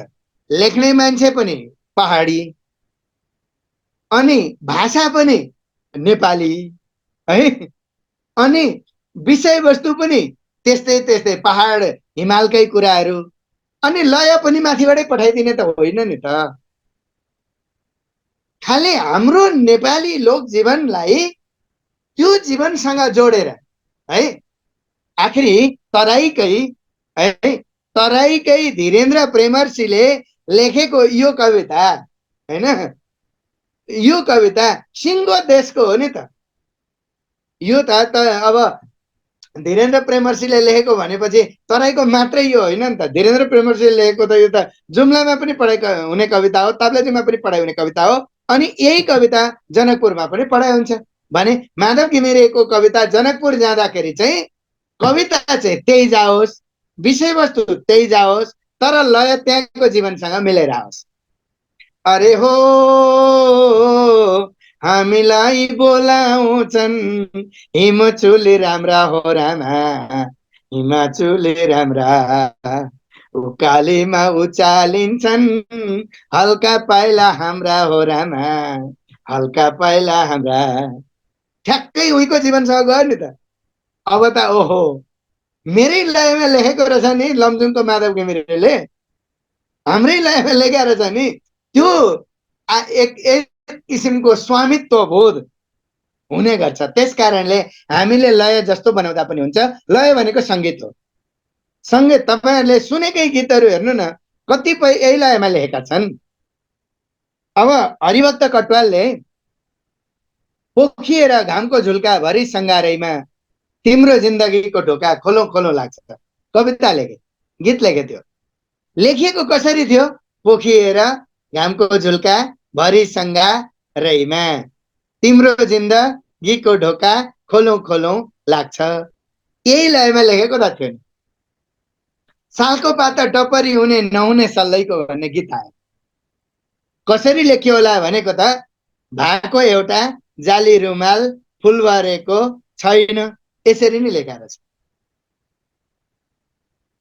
अधिकांश गीतहरू हामीले हेर्यौं भने त्यसरी नै लेखा हुन्छन्। मदन कृष्ण श्रेष्ठले खोलावारी खोलापारी पिपलु र बर यो गीत गाए, उनले नि लेखा हो त्यो। अब हेरौँ न, खोलावारी खोलापारी पिपलु र बर, हावा चल्यो पात हल्यो माया ओर ओर, यही लयमा त थियो नि। यो त कसले के पाउँछ, कसले कुन सङ्गीतकारले कसरी सङ्गीत गर्छ त्यो अनुसार हुन्छ। हामीले एकादशी बजारैमा सुन्यौं। अब त्यो कसरी होला भन्दा यही त थियो नि, छन त हामीलाई बोलाउँछन् ए हामीलाई बोलाउँछन् ए हिमाचुली राम्रा हामीलाई बोलाउँछन्। त्यसैलाई घुमाएको त थियो एकादशी बजारैमा पनि। त्यसैले यो चाहिँ नेपालीमा अत्यधिक प्रयोग भएको लय हो। यो तपाईहरुले कविता लेख्न सक्नुहुन्छ, गीत लेख्न सक्नुहुन्छ, गजल लेख्न सक्नुहुन्छ, जुनसुकै रचना गर्न सक्नुहुन्छ, यसका लागि गाह्रो छैन। अब यहाँ हेरौं, अब यहाँ लेख्ने तरिका पनि सजिलै छ। जस्तै तपाई हामी यी कुरा गरिरहेकै कुरालाई पनि उ त्यहाँ भित्र हाल्दिन्छौं है। अब यहाँ हेरौं, तिमी हामी एक एक भई कवितामा खेलौं, यी भयो। हेर्नुस्, तिमी हामी एक भई कवितामा खेलौं, मिलिहाल्यो त्यही। अब हामीले एउटा विषयवस्तु जस्तै चयन गर्यौं, एउटा विषयवस्तु कुनै पनि चयन गर्यौं भने हामी अभ्यास गर्यौं भनेदेखि गाह्रो छैन। कक्षा कोठा भित्र गएर हामी यो लयमा बोल्न सक्छौं। तिमी यता तिमी उता मिलिजुली बस, अब पढ्ने बेला भयो, पढ्न कमर कस भन्दै जानुभयो भने मिल्दै गयो त। त्यसैले 4-4-4-2 को प्रयोग चाहिँ अहिले सबभन्दा बढी यो दोहोरी गीतहरुमा तीको ती निर्माण हुन्छ नि, अधिकांश यही लय हुन्छ। तपाईहरुले ख्याल गर्नु भएको छ कि छैन? अधिकांश यही लय हुन्छ। अनि त्यो त बीचमा फुदा जोड्ने, टुक्का जोड्ने, के जोड्ने पनि भन्छ नि, सरासर सरासर त्यसैमा बोल्दै बोल्दै कलाकारहरु हिँड्न सक्छन् त। गाह्रो छैन, तर हामीले खाली त्यसको संरचना चाहिँ थाहा पाउनु पर्छ। यो दोस्रो लय। है। यो दोस्रो लय हामीले पहिलो बालोरीको एउटा, दोस्रो यो चाहिँ सबाई। अब तेस्रोमा जाँदाखेरि यस्तो रचना छ, यस्तो संरचना अबका अरू केही कविताहरूमा हामी पाउँछौँ। यहाँ हेर्नुहोस्, यो संरचना झ्याउरे छन्द हो। केही कविताहरू यहाँ छन् ती अहिले हामी खोज्छौँ। झ्याउरे छन्द मुना मदनको लय हो। यहाँ 3 2 3 2 3 3 हुन्छ। ला ला ला ला ला ला ला ला ला ला ला ला ला ला ला ला यस्तो हुन्छ। ला ला ला ला ला ला ला ला ला ला यस्तो हुन्छ। यो मैले यसलाई अलिकति घुमाइदिएँ भने तपाईँ कविता सम्झिहाल्नुहुन्छ। ला ला ला ला ला ला ला ला ला ला ला ला ला ला ला ला। मैले यति भन्दा तपाईँले हातका मैला सुनका थैला के गर्नु धनले, सागर सिस्नु खाएको बेसा आनन्दी मनले। सम्झिहाल्नु भयो। त्यसको बनोट कस्तो छ हेर्नु त। हातका मैला सुनका थैला के गर्नु धनले, 3 2 3 2 3 3 छ। सागर सिस्नु खाएको बेस आनन्दी मनले, यस्तो 3 2 3 2 3 3 यसमा छ। नेपाली हामी रहौला कहाँ नेपालै नरहे, यहाँ पनि त्यस्तै छ। नेपाली हामी रहौला कहाँ नेपालै नरहे, उचाइ हाम्रो चुलिन्छ कहाँ हिमालय नरहे। हेर्नुहोस् यहाँ पनि यस्तै छ। अब यो मैले किन कुरा गरेँ भने हामीले पढाउने कविता यो हेर्नुहोस्। अब कक्षा 8 मा भुपी शेरचनको कविता छ शहीदहरूको सम्झनामा। भुपी शेरचनको कवितामा लोक लयको प्रयोग यही झ्याउरेको प्रयोग छ, तर यसमा उच्चारण अनुसारका मात्राहरू धेरै प्रयोग भएका छन्। हुँदैन बिहान, त्यहाँ बिहान भएको छ 3 2 गर्दा। मिरमिरमा त्यहाँ 4 वटा अक्षर देखिन्छन् स्पष्ट, तर उच्चारणमा मिरमिरमा 3 मै जान्छ। तारा झरेर नगए। बन्दैन मुलुक, मुलुक त्यहाँनेरि को आधा उच्चारण भएको छ। 2 4 यी आधा उच्चारण भएको छ। सपुत त आधा उच्चारण भएको छ। मरेर नगए। तर यसको लेखनको संरचना चाहिँ मुना मदनकै संरचना हो। हुँदैन बिहान मिरमिरमा तारा झरेर नगए, बन्दैन मुलुक 2 4 सपुत मरेर नगए। यही नै हो यसको लय। 3 2 3 2 3 3 नै हो यसको संरचना, तर यो उच्चारणमा आधारित छ। उच्चारण अनुसार यो गएको छ। त्यसैले हुँदैन बिहान भन्यो भने बिग्रिन्छ, मिरमिरमा भन्यो भने बिग्रिन्छ, मिरमिरमा नै भन्नुपर्छ। अनि मुलुक भन्यो भने बिग्रिन्छ, 2 4 भन्यो भने बिग्रिन्छ, सपुत भन्यो भने बिग्रिन्छ। बन्दैन मुलुक 2 4 सपुत मरेर नगए। यो यसरी बनेको छ। यो हुँदैन बिहान मिरमिरमा तारा झरेर नगए, बन्दैन मुलुक 2 4 सपुत मरेर नगए। यसरी गाइदिन सक्छौँ हामी असारे झ्याउरेमा, है असारे भाकामा गाइदिन सक्छौँ। अब मुना मदनकै प्रभाव हामीलाई छ भनेदेखि अघि मैले भनेकै लयमा हामी वाचन गरिदिन सक्छौँ। अथवा जुनसुकै लयमा पनि त्यो 3 2 3 2 3 3 को संरचना नबिग्रियोस्। 3 2 3 2 मात्रै होइन, 5 5 6 पनि हो। यो 5 5 6 पनि हुन्छ, सिधै 5 पनि हुन सक्छ। सगरमाथा मनकामना 5 5 भयो। जनकपुरमा 6 भयो सिधै। सगरमाथा मनकामना जनकपुरमा यो पनि हो। 5 5 6 गर्न पनि पाइयो, 3 2 3 2 3 3 गर्न पनि पाइयो। यसमा त्यो दुईटै छुट्छ। यो लयका दुईटा कविता छन् यहाँ। अर्को पनि हेर्नुहोस् यहाँ, मुकुन्द शरण उपाध्यायको यो कविता कक्षा 10 मा छ। अघि मैले भनेको यही हो। 16 अक्षर गनेर एकजना साथीले अनुष्टुप छन्द भन्दिनु भयो यसलाई। त्यो चाहिँ स्पष्ट छ, अझ अघिको जस्तो उच्चारण मात्रै पनि छैन यसमा त। यसमा त 3 2 3 2 3 3 मजाले मिलेको छ। हेर्नुहोस्, नेपाल 3, बाँचे 2, नेपाली 3, हाम्रो 2, गौरव 3, बाँच्ने छ 3। नेपाली भाषा, संस्कृति, कला, साहित्य साँच्ने छ।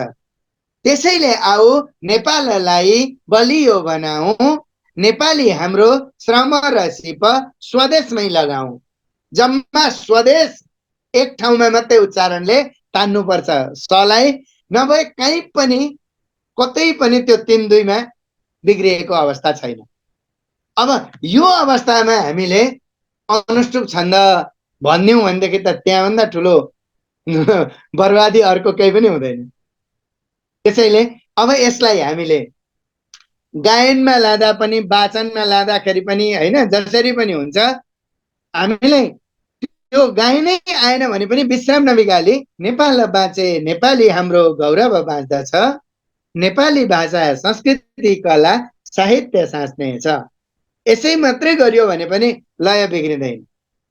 नेपाल बाँचे, नेपाली हाम्रो गौरव बाँच्ने छ, नेपाली भाषा, संस्कृति, कला, साहित्य साँच्ने छ। त्यसैले आऊ नेपाललाई बलियो बनाऊ, नेपाली हाम्रो श्रम र सिप स्वदेशमै लगाऊ। यसो गरियो भने त्यसको संरचना पनि नभत्किकन सरासर बगेर जान्छ। अब यो त मैले अघि भनिहालेँ। यहाँहरूले लय खोज्न थाल्नुभयो भने त हाम्रा लोक जीवनमा कति हो कति यसैका लय छन्। पूर्वतिर जानुभयो भने सङ्गिनी छ, सङ्गिनी यसरी नै लेखिने हो। एक ठाउँमा उ त्यो 5 अक्षर पछि निपात लाग्छ, 16 अक्षर पुरा भइसकेपछि बाबा दाजै केही सम्बोधन हुन्छ, सङ्गिनी यसैबाट बन्छ। भोजपुर भन्दा पूर्वका साथीहरूले सबै सङ्गिनी थाहा पाइराख्नु भएको छ। हजुरआमाहरू गाइरहनुहुन्छ, त्यही सङ्गिनीको भाका भाइ बहिनीहरूले सुनेका हुन्छन्, त्यसैमा जाँदा पनि भइहाल्यो। नेपाल बाँचे नि नेपाली हाम्रो गौरव बाँच्ने छ, मेरा बाबा गौरव बाँच्ने छ। यही हो सङ्गिनीको भाका। बिचतिर आउनुभयो खैँजडी भजन सुनेकै छ, धेरैले हजुरबाहरूले गाएको नारायण हरिहरि सुनेकै छ। त्यसैमा लगाइदिनुहोस् यसलाई। नेपाल बाँचे, नेपाली हाम्रो गौरव बाँच्ने छ, हरिहरि गौरव बाँच्ने छ, हरिहरि गौरव बाँच्ने छ। यसै गरिदिनु हो भने भइहाल्छ। तपाईँहरू गीतबाट प्रभावित हुनुहुन्छ भने गीतैमा गइदिनुहोस्।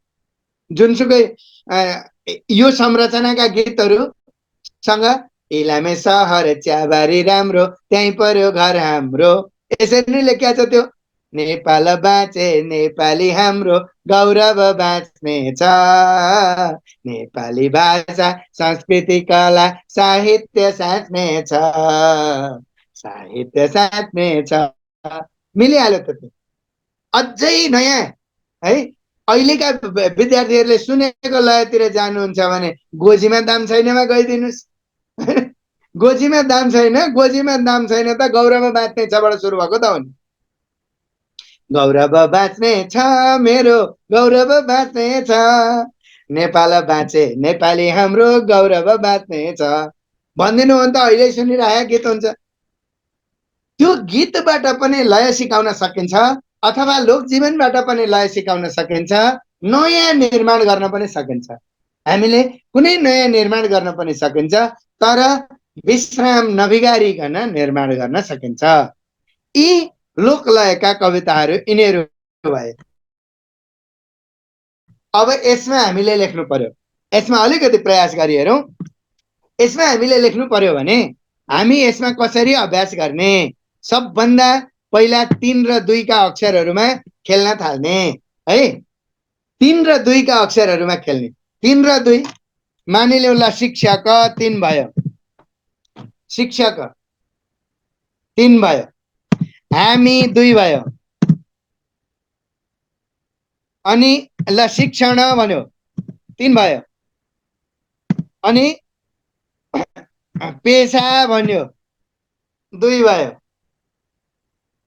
अनि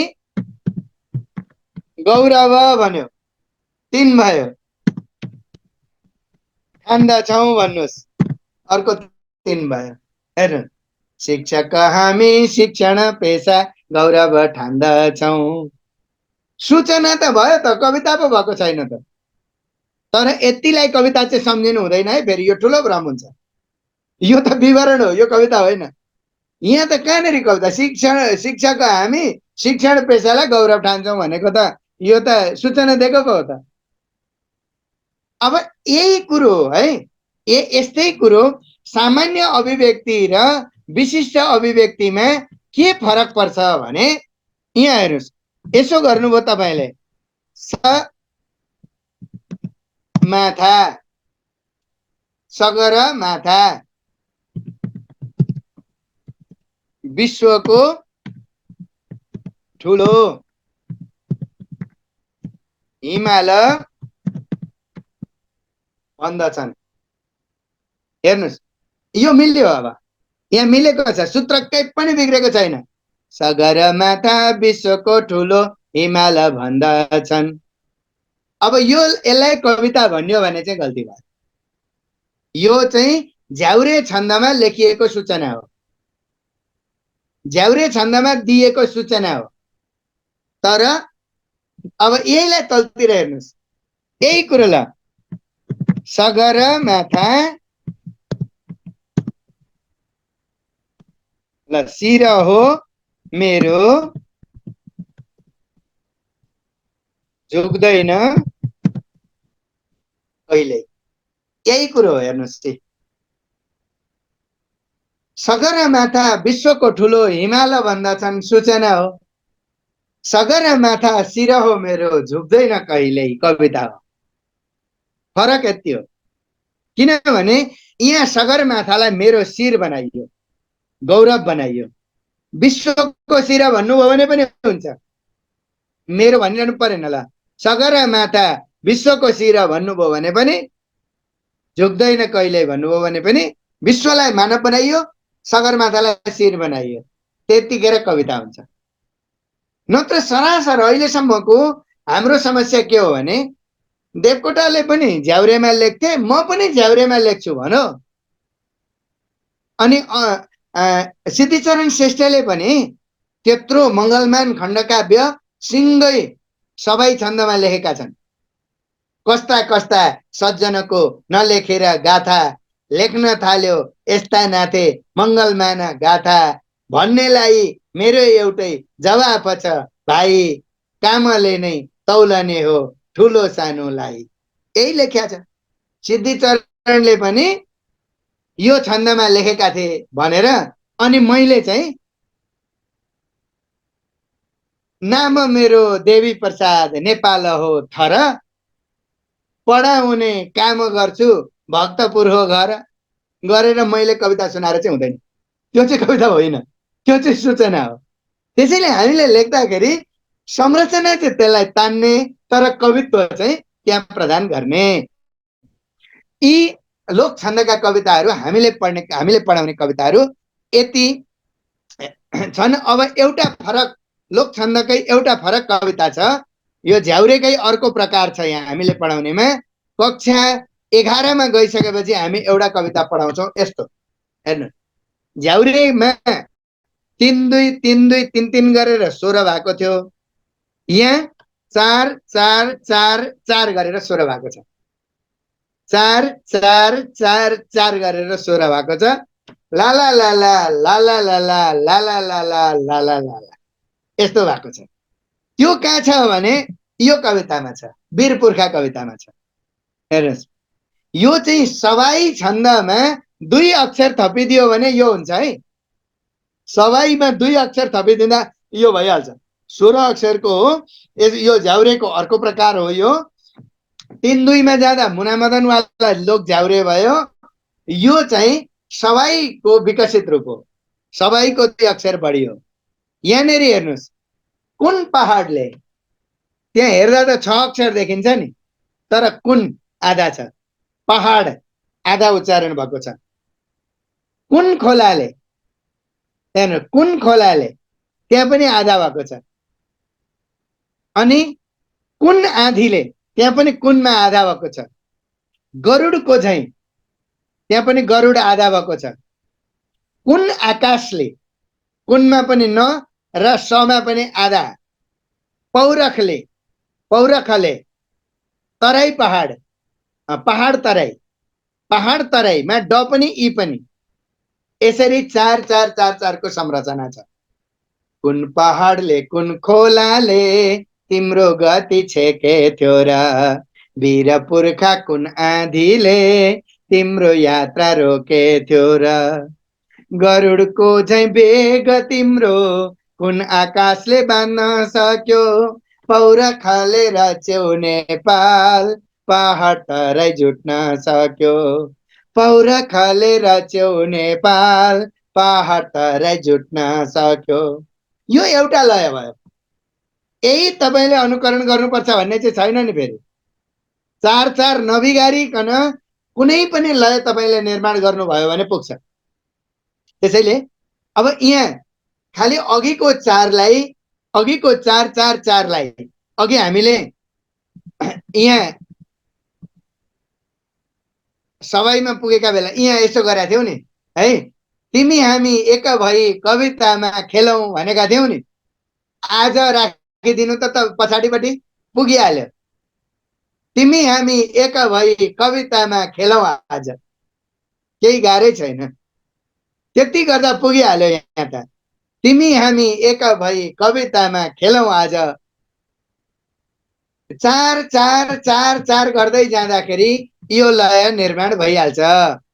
यो कुन पहाडले कुन खोलाले तिम्रो बाटो छेके थियो र भन्ने, तिम्रो गति छेके थियो र, यो वीर पुर्खा कविता 16 अक्षरको लयमा लेखिएको छ। तर धेरै साथीहरूले फोन गर्नुहुन्छ, अक्षर गन्नुहुन्छ, उच्चारणलाई ध्यान दिनुहुन्न, अनि फोन गर्नुहुन्छ, सर 4 4 4 4 भन्नुहुन्छ, तर यहाँ त कुन पहाडले 6 वटा छ नि भन्नुहुन्छ।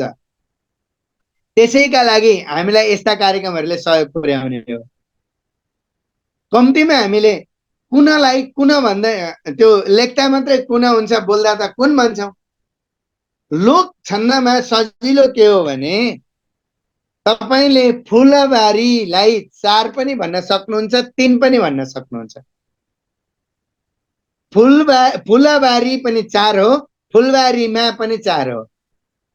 फुलबारी गर्नुभयो भने 4, फुलबारीमा गर्नुभयो भने ल आधा उच्चारण गर्नुभयो 4, उच्चारण जस्तो गर्नुभयो त्यस्तो हुन्छ। त्यसैले यो कुन पहाडले कुन खोलाले तिम्रो गति छेके थियो र, वीर पुर्खा कुन आँधीले तिम्रो यात्रा रोके थियो र, गरुडको झैँ बेग तिम्रो कुन आकाशले बान्न सक्यो, पौरखले रच्यौ नेपाल पहाड तराई जुट्न सक्यो, पौरखले रच्यौ नेपाल पहाड तराई जुट्न सक्यो।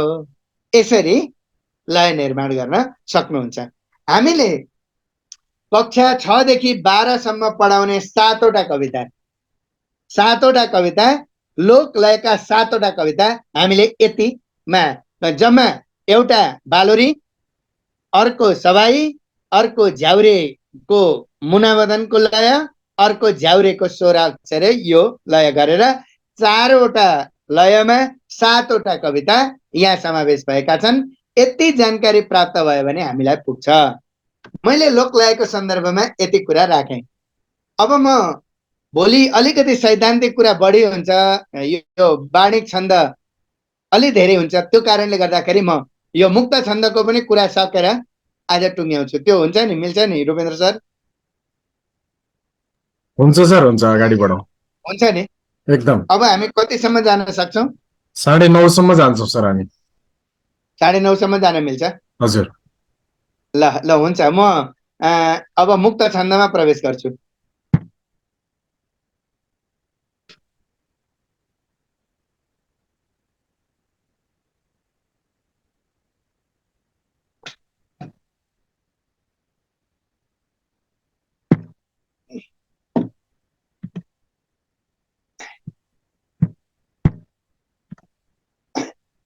अब हामी यो लोक छन्दको यो अर्को प्रकार भयो मुक्त छन्द अथवा जसलाई हामी गद्य कविता भन्छौँ। यो गद्य कवितामा पनि लय हुन्छ, अघि मैले भनिसकेको छु। यो लय निर्माण गर्ने अलिक फरक तरिकाहरू छन्। त्यसैले निबन्धको गद्य भन्दा कविताको गद्य भन्दा लोक के अरे यो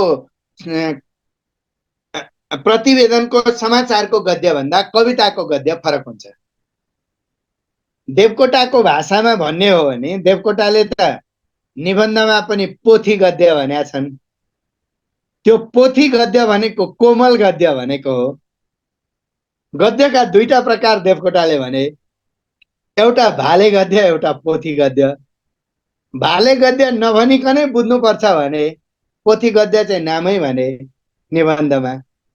त्यो चाहिँ भनिएको के रहेछ भने कुनै गद्य यस्तो जर्खरिएको हुन्छ जो पढ्न पनि गाह्रो, सुन्दा पनि कठोर, भाले बासे जस्तो।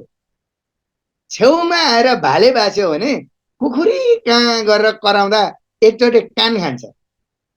तर छेउमा पोथीले टक टक टक टक टक गर्दा चाहिँ त्यहाँ सङ्गीत हुन्छ। त्यो सङ्गीतले अघिको कान खाएको पनि मेटाइदिन्छ। ध्वन्यात्मक रूपमा देवकोटाले पोथी गद्य भने हुन्। कवितामा पोथी गद्य अनिवार्य छ। कवितामा त्यो भनेको सुललित गद्य हो, त्यो भनेको कोमल गद्य हो। कोमल गद्य अनिवार्य छ यो गद्य कविताभित्र। यसको पनि लय निर्माण गर्ने विभिन्न तरिकाहरू हुन्छन्। मैले छन्द परागभित्र यसका 28 वटा तरिका दिएको छु। कसरी कसरी लय निर्माण गर्न सकिन्छ गद्य कविताभित्र। गद्यभित्र पनि छन्द हुन्छ नि त। छन्द भनेको खाली वार्णिक मात्रिक मात्रै होइन। गद्य कवितामा पनि छन्द हुन्छ, त्यो मुक्त छन्द हो। त्यसमा आन्तरिक सङ्गीत हुन्छ, बाह्य सङ्गीत अरू छन्दमा हुन्छ। जस्तै मैले ला ला ला ला ला ला ला ला ला ला ला ला ला ला ला ला मैले यति भने तपाईहरुले अघि भनेकै कविता हातका मैला सुनका थैला के गर्नु धनले सम्झिहाल्नुहुन्छ। ला ला ला ला ला ला ला ला ला ला ला ला ला ला ला ला ला ला ला मैले यति भने छन्द जान्ने साथीहरुले थाहा पाइहाल्नुहुन्छ यो शार्दूल विकृत छन्द हो। ला ला ला ला ला ला ला ला ला ला ला ला ला ला ला ला ला मैले यति भने छन्द जान्ने साथीहरुले भनिहाल्नुहुन्छ यो शिखरिणी छन्द हो। मैले शब्द भनेको छैन। शब्द नभनिकन लयले नै यहाँहरुले छन्द चिन्नु भयो। तर मैले ला ला ला ला ला ला ला अब तपाईहरुले भन्न सक्नुहुन्न मैले के भने भनेर। ला ला ला ला ला ला ला के भन्दैछु म तपाईलाई थाहा छैन। म भन्दैछु आमा त्यो आउँछ र हो बा अवश्य आउँछ। म यो भन्दैछु तर तपाईले थाहा पाउनुहुन्न। यसको कारण के हो भने आन्तरिक आरोह अवरोहमा यसको संगीत छ। आन्तरिक आरोह अवरोहमा यसको लय छ। त्यसैले मुक्त लय हो यो। आन्तरिक संगीत चेतना मुक्त छन्दमा गद्य कवितामा हुन्छ। बाह्य संगीत चेतना अरु वार्णिक मात्रिक लोक छन्दहरुमा हुन्छ। त्यसैले गद्य कविताको लय निर्माण गर्ने आधारहरु केही छन्। ती आधारहरु पहिला भन्छु अनि हामीले पढाउने कविताहरु 4 वटा छन्। ती 4 वटा कविताको बारेमा तिनीहरुको संरचनाका बारेमा अनि भन्छु र आजको मेरो कुरा टुङ्ग्याउँछु। सबभन्दा पहिला गद्य कवितामा गर्नुपर्ने कुरा भनेको भाषिक विचलन हो। भाषिक विचलन भयो भने गद्य कविता हुन थाल्छ। त्यो भाषिक विचलन कस्तो हो भने त्यही कुरालाई सामान्य सूचनामा भन्दा र कवितामा भन्दा फरक हुन्छ। भाषिक विचलन मात्रै भनेको चाहिँ पदक्रम बिगार्ने हो। व्याकरणिक पदक्रमलाई अलङ्कारिक पदक्रममा लाने हो। अलङ्कारिक पदक्रम भनेको चाहिँ कविताको पदक्रम हो, अगाडि पछाडि हुन सक्छ। जहाँ आलु बखडाका हाँगा हाँगामा फुल्दछन् कुखुराका चल्लाहरू यो अलङ्कारिक पदक्रम हो।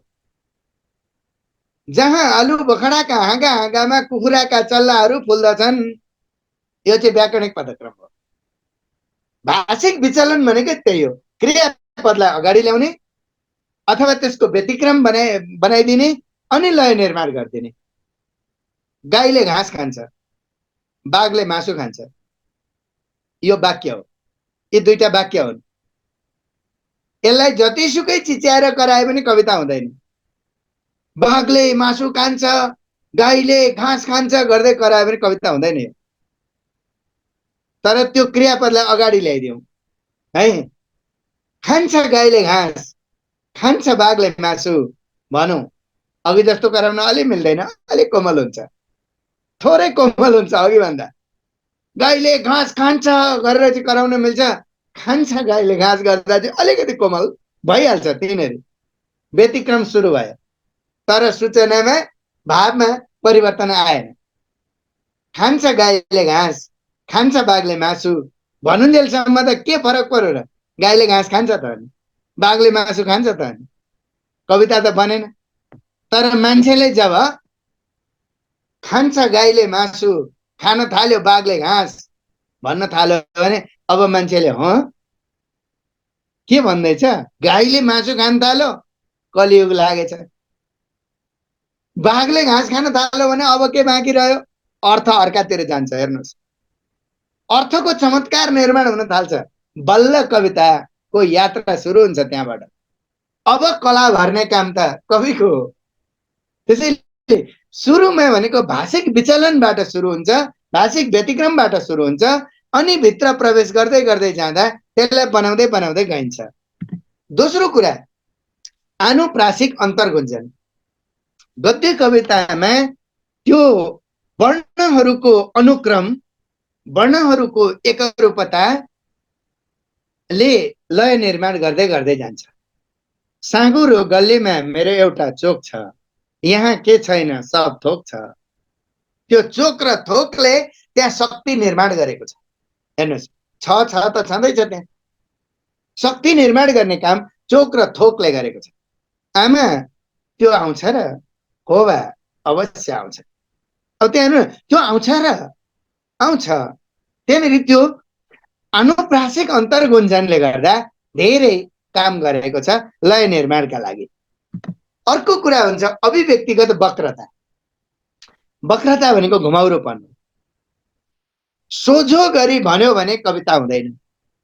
त्यो वक्रता के हो? अघि मैले भनिहालेँ। वक्रता भनेको त्यही कुरालाई फरक तरिकाले भन्ने हो। गाईले मासु खान्छ भन्न थालेपछि अब त्यसले दिने अर्थ भनेको चाहिँ सांस्कृतिक विचलन, विकृतिको वृद्धि, यस्ता यस्ता अर्थहरू आउन थाल्छ। वक्रता भनेको फरक तरिकाले भनिने हो। त्यो त्यतिखेर चाहिँ के चाहिन्छ भने कुनै बिम्ब निर्माण गरेर, कुनै कुराको बिम्ब निर्माण गरेर भित्री हृदयको अभिव्यक्ति त्यहाँ आउन थाल्छ। वक्रताभित्र टेढोपन, बाङ्गो भनाइ फरक तरिकाले घुमाएर भन्यो भने, जस्तै अब केही कविताहरूमा हैन अलि अस्वाभाविक हो कि जस्तो लाग्छ हामीलाई, तर त्यसको चमत्कारपूर्ण अर्थ हुन्छ। कुनै कविले मेरो आँसुले सगरमाथा डुब्यो लेखिदिए। यथार्थमा जाँदा त मान्छेको आँसु कति हुन्छ र? एउटा गिट्टी पनि डुब्दैन, तर सगरमाथा डुब्यो लेखिदिन्छन् नि। त्यतिखेर अर्थ लगाउनेले कति धेरै पीडा रहेछ अर्थ लगाउने हो। प्रेमको कवितामा तिमी मेरी मुटुको टुक्रा हो भनिराख्या हुन्छ। मुटुको टुक्रा हो भने त्यो बाँच्दैन, तर त्यसको विशिष्ट अर्थ कति धेरै माया गर्दो रहेछ। मैले गुरु कवितामा लेखेँ नि, गुरुका मनमा चोट परे हिमाल झुक्दछ, गुरुका नेत्रमा आँसु देखे समुद्र सुक्दछ। त्यो मलाई कहिल्यै हिमाल झुक्दैन भन्ने थाहा थियो, कहिल्यै समुद्र सुक्दैन भन्ने थाहा थियो, तर मान्छेको संवेगलाई छुनका लागि यी बिम्बहरू चाहिए। अभिव्यक्तिको घुमाउरोपन यो हो, वक्रता यो हो। यस किसिमको शब्द संयोजन गद्य कविताहरूमा भयो भने है, ती किसिमका अभिव्यक्तिहरू आए भने गद्य कविताको लय निर्माण हुन्छ र त्यो शक्तिशाली हुन्छ। एकजना कविले आजको मान्छे मासु बनेर हिँडिरहेछ लेखे, अनि मासुको सु चाहिँ मोटो लेखेको थियो, तालव्य स लेखेको थियो के। अनि कविलाई वर्णविन्यासका बारेमा जानकारी रहेन रहेछ भन्ने लाग्यो, तर होइन रहेछ। त्यो मान्छेको मा रहेछ, पशुको सु रहेछ। आजको मान्छे मासु बनेर हिँडिरहेछ भनेको त हेर्दा मान्छे मान्छे जस्तो, तर व्यवहार चाहिँ पशु जस्तो भनेको पो रहेछ। यो हो नि वक्रता, यो हो नि घुमाउरोपन। यस्तो चमत्कार चाहिँ निर्माण गर्न सकियो भने गद्य कविताहरू सुन्दर हुन्छन्। अर्को, तर्कपूर्ण नवीन जीवन दृष्टि हुनुपर्छ भन्ने गरिन्छ नि। अब लेख्न के बाँकी रह्यो र भनिन्छ, लेख्न के भयो? त्यही कुरो कालिदासले पनि गरेका थिए, त्यही पहाडको कुरो देवकोटाले पनि गरे, भानुभक्तले पनि गरे, हामी पनि तिनै पहाड भनेका भनेछौँ, तिनै ढुङ्गा खोला नदी जनजीवन यही भनेका भनेछौँ। अनि नयाँ के हुन्छ त? अब एउटा सौन्दर्यको परिभाषा गर्दाखेरि एक ठाउँमा भनिएको छ, क्षणे क्षणे यन्नवतामुपैति तदेव रूपम रमणीयताया। यसको अर्थ हो हरेक चोटि हेर्दा, क्षण क्षणमा जतिचोटि हेरे पनि नयाँ नयाँ देखिन्छ भने त्यही हो सौन्दर्य, त्यही हो रमणीय। घाम झुल्किएको जीवनकालमा कति देखियो होला, तर किन प्रत्येक घाम झुल्काइ मनपर्छ? फुल फुलेको कति देखियो होला, तर फुल फुलाइ किन मनपर्छ? नयाँ नयाँ भएकाले। तर दृष्टिकोण चाहिँ अबका कविताहरूले नयाँ दृष्टिकोण खोज्छन्। त्यो दृष्टिकोण के हो? नवीन जीवन दृष्टि के हो? जस्तै पुराना कविहरूले चन्द्रमालाई सौन्दर्यसँग तुलना गरे। सौन्दर्यसँग, एउटी नायिकाको सुन्दर अनुहारसँग चन्द्रमालाई तुलना गरे। चन्द्रमालाई चन्द्रमा हेर्छिन् कौशी र आकाश, देवकोटाले लेखे।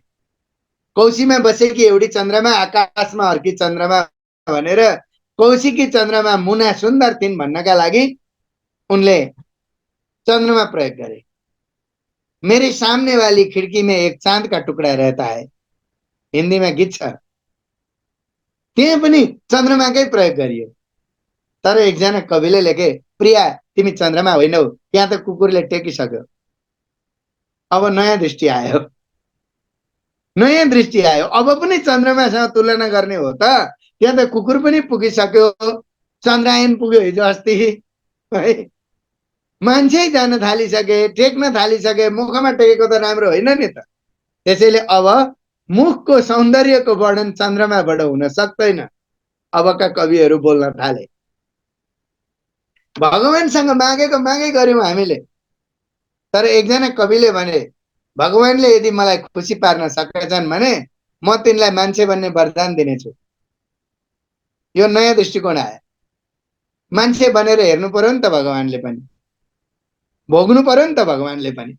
नयाँ दृष्टिकोण आयो। प्रेमका कविता कति हो कति लेखिए, तर एकजना कविले के भने, अपहरणकारीले भन्यो म तेरो प्राण लिन्छु। एकदम डरलाग्दो छ नि विषयवस्तु त। अपहरणकारीले भन्यो म तेरो प्राण लिन्छु, मैले भने यो त मैले अर्कैलाई दिइसकेको छु। नयाँ कुरा आयो नि, नयाँ तर्क आयो नि। यस किसिमका नयाँ तर्कहरूको खोजी आजको पुस्ताले गर्छ। त्यसैले त्यही कुरालाई नयाँ तरिकाले भन्यो भने त्यो कविता बन्छ। अर्को कुरा, बिम्ब, प्रतीक र मिथकहरूको प्रयोग कवितामा आवश्यक छ। बिम्ब भनेको हामीले कविता पढ्दा जे हाम्रो मस्तिष्कमा आउँछ त्यो बिम्ब हो।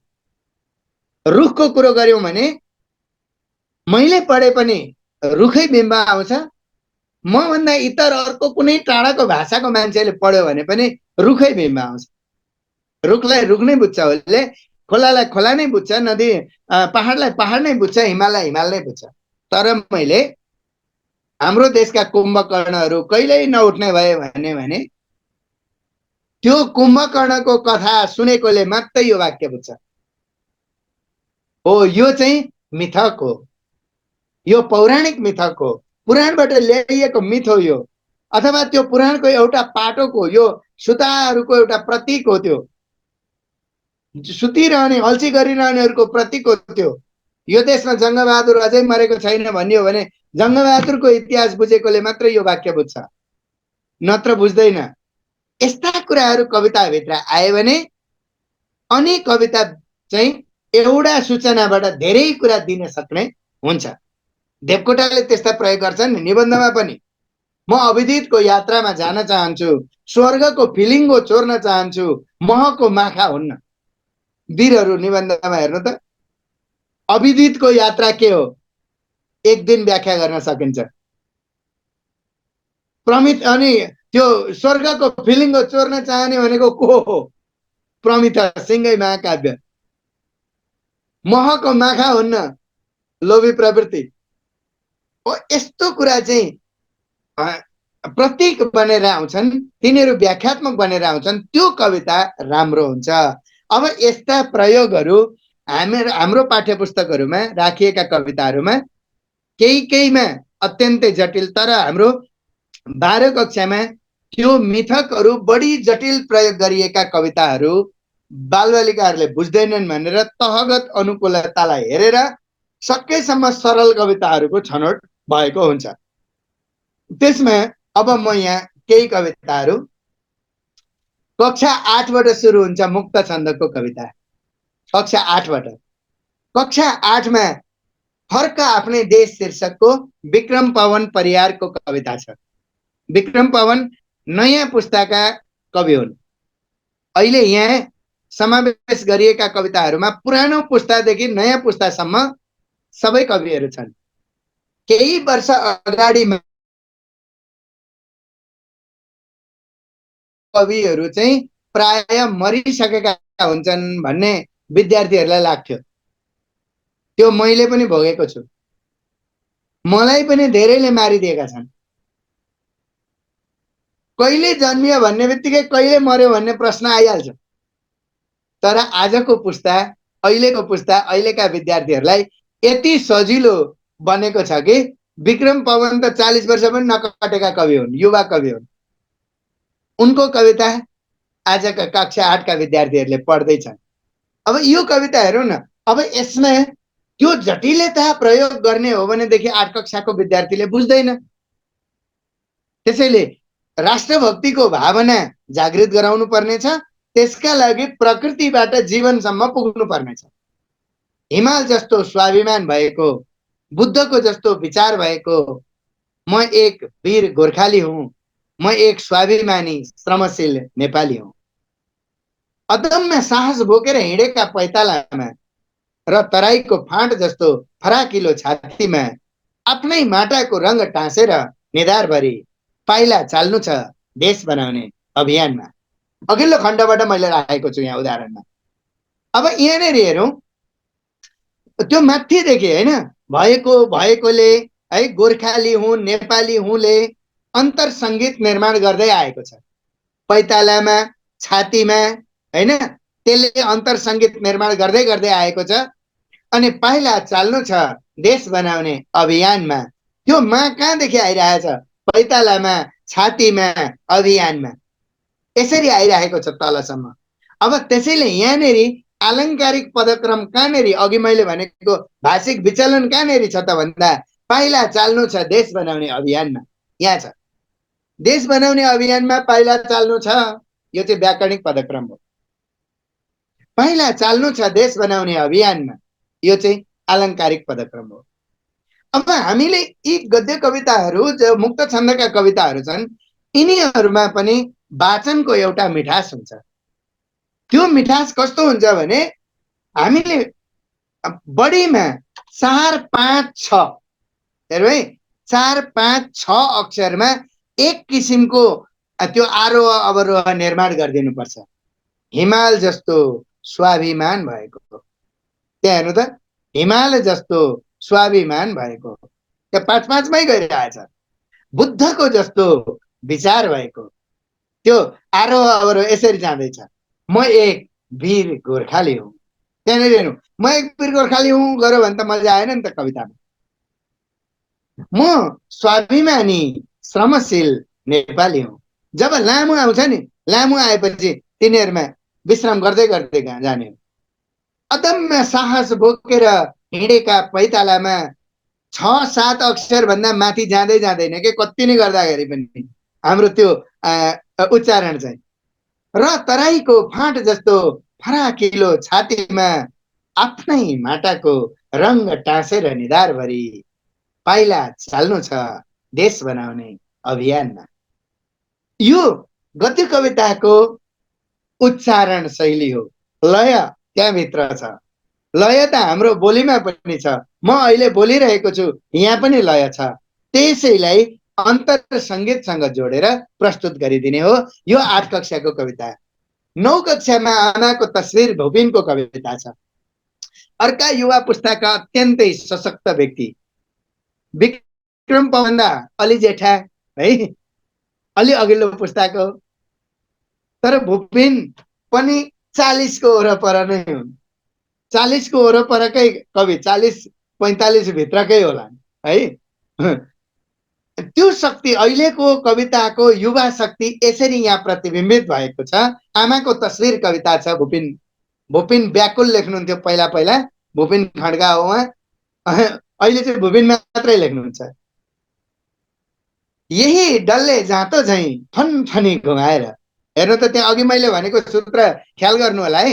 हामीले वाचन गर्दाखेरि एकचोटिमा, एक झड्कामा कम्तीमा 4 देखि बढीमा 7 अक्षरसम्म जान सक्छौं उच्चारणमा, हैन। यही डल्ले जाँतो झैँ फनफनी घुमाएर आफ्नो मेर, अजुली भरि सपनाहरूको घान हालेर तिमीले मेरा लागि घुमाइरह्यौ जाँतो जीवनभरि। दिदीको फेसबुकमा जब देखेँ तिम्रो तस्विर, ओहो मलाई कठिन भइरहेछ, सास फेर्न बन्द भए झैँ लाग्दैछ रगत बग्न, धमिलो धमिलो सम्झे। त्यहाँ प्रत्येक शब्दमा त्यो एक किसिमको आरोह अवरोह यसमा छ। यसमा चाहिँ अघिकोमा भन्दा अलि बढी संवेगको मात्रा छ। त्यो किनभने 8 कक्षाको विद्यार्थीलाई राष्ट्रभक्ति सिकाउनु पर्ने थियो, त्यसैले त्यो कवितामा राष्ट्रभक्तिको बिम्ब छ। यो कवितामा संवेगको सम्प्रेषण गर्नुपर्ने थियो, मानवीय संवेगको सम्प्रेषण यसमा भएको छ। अर्को कविता छ दिनेश अधिकारीको, कक्षा 10 मा गाउँमाथि एउटा कविता भन्ने कविता छ। अर्को यहाँ पनि यति राम्रो बिम्बको प्रयोग गरिएको छ गाउँलाई चिनाउनका लागि। सेताम्य कपाल फुलेकी बुढीका थोता दाँतहरू चाहिँ, टक्रक्क यता एउटा, टुक्रुक्क उता एउटा, कस्तो दृश्य छ हेर्नु न। पहिला बुढी आमै है, सेता कपाल फुलेकी बुढी आमै, अनि उनका दाँत एउटा यहाँ एउटा यहाँ। त्यसलाई लगेर गाउँमा हालौँ। अब गाउँमा लैजाउँ। गाउँमा एउटा घर पल्लो डाँडोमा, अर्को घर पल्लो डाँडोमा, बिचमा चाहिँ गिजा। त्यस्तै भएर बसेको क्या। त्यो बिम्ब निर्माण गरिदिएको छ, चित्र निर्माण गरिदिएको छ यहाँ है। यदा कदा अङ्गुरका झुप्पाहरू चाहिँ भाँतीमा धेरै पराले र थोरै ढुङ्गे छानाको टोपी लगाएर एकै ठाउँमा गुजमुजिएका घरहरू छन्। घरभित्र अन्धविश्वासलाई विश्वास मानेर उग्राइरहेका केही मान्छेहरू छ। यो चाहिँ कला पनि बिम्ब सहित जोडिएको कला, चित्र सहित, चित्रात्मक स्वरूप निर्माण। यहाँ हामीले विद्यार्थीलाई एउटा मान्छेको चित्र अनि एउटा गाउँको चित्र निर्माण गरिदिने, अनि बुढी आमैको दाँतसँग गाउँका टाक्रा टुक्रो घर, अनि कतै कतै अङ्गुरका झुप्पासँग एकै ठाउँमा झुरुप्प परेर बसेका घर। यो बिम्बै बिम्ब निर्माण गर्दै गर्दै, चित्रै चित्र निर्माण गर्दा गर्दै सट्टै यो कविता सिकाउन सक्ने अवस्था हुन्छ। यो मुक्त छन्दको कविताको अर्को नमुना। अर्को एउटा कविता छ गोपाल सारिमालको, 12 कक्षामा, आमाको सपना। आमाको सपना कविता छ। यो कविता चाहिँ ध्वन्यात्मक रूपमा बढी छ। यो यस्तो चरणगत रूपमा विकसित हुँदै गएको छ नि। 8 कक्षाको मा सरल तरिकाले राष्ट्रभक्तिको सन्देश दिएको छ। 9 कक्षाको मा मानवीय सम्वेग एउटा मान्छे टाढा विदेशमा बसेर आमालाई सम्झिँदाको मानवीय सम्वेग छ। तेस्रोमा गाउँको चित्रलाई कवितामा चित्रात्मक रूपमा प्रस्तुत गरिएको छ भने यहाँ चाहिँ ध्वन्यात्मक रूपमा क्रान्ति र परिवर्तनको कुरा गरिएको छ। यहाँ क्रान्तिको कुरा छ, परिवर्तनको कुरा छ। आमा र छोराको बीचको संवाद छ। यहाँ आमा त्यो आउँछ र हो बा अवश्य आउँछ। त्यो बिहानको सूर्य चाहिँ उज्यालो छर्दै आउँछ, त्यसको कम्मरमा झुन्डिएको शीत जस्तै टल्किने तिमी एक हतियार देख्नेछौ, त्यसैले ऊ अधर्मसित लड्नेछ। त्यो आउँदा तिमी पहिले त सपना हो कि भनेर छामछुम गर्नेछौ, तर त्यो हिउँ र आगो भन्दा पनि बढ्ता छोइने भएर आउनेछ। यहाँ कविको उमेर र कविताको तह पनि उस्तै उस्तै छ। 8 कक्षामा विक्रम, 9 कक्षामा भूपिन, अनि 10 कक्षामा दिनेश अधिकारी, 12 कक्षामा गोपाल प्रसाद रिमाल। हेरौँ, अगाडिका 3 कविहरू अहिले पनि सशक्त कवि लेखिरहेका कविहरू हुनुहुन्छ। गोपाल प्रसाद रिमाल बितिसकेका अग्रज कवि हुनुहुन्छ। यहाँ यति धेरै बिम्बको प्रयोग छ। यहाँ बिहानको सूर्य जस्तो उज्यालो छर्ने यो बिम्ब छ। कम्मरमा झुन्डिएको शीत जस्तो टल्कने हतियार, अधर्मसँग लड्ने हतियार, अनि आगो भन्दा पनि बढ्ता छोइने भएर आउने, यस्ता यी बिम्बहरू, प्राकृतिक बिम्बहरू यहाँ छन्, सामाजिक बिम्बहरू यहाँ छन्। यसले संकेत गर्दैछ परिवर्तनका लागि, सामाजिक परिवर्तनका लागि यसले संकेत गरिरहेको छ। त्यसैले अहिलेका विद्यार्थीहरूलाई 12 कक्षासम्म पुग्दाखेरि कम्तीमा कविताको मुक्त रूप र बद्ध रूप दुईटैका बारेमा बोध होस् भन्ने उद्देश्यले पाठ्यक्रम विकास केन्द्रले मुक्त छन्द र बद्ध छन्द दुईटैलाई राखेको हो। लोकलयबाट प्रवेश गर्न सजिलो हुने हुनाले 5 कक्षा भन्दा मुनिका अधिकांश लोकलय अनि 6 कक्षादेखि उता अलिअलि शास्त्रीय छन्द पनि, 8 देखि चाहिँ मुक्त छन्दका कविताहरू पनि भित्र प्रवेश गर्दै गर्दै गएका छन्। 18 वटा कविताहरू मध्येमा 7 वटा लोक छन्दका र 4 वटा मुक्त छन्दका कविताहरूका बारेमा मैले आज कुरा गरेँ। अब भोलिको कक्षामा शास्त्रीय छन्दको कुरा गर्छु, किनभने भोलिको प्रवेश अलिकति शास्त्रीयताबाट नै हुन्छ।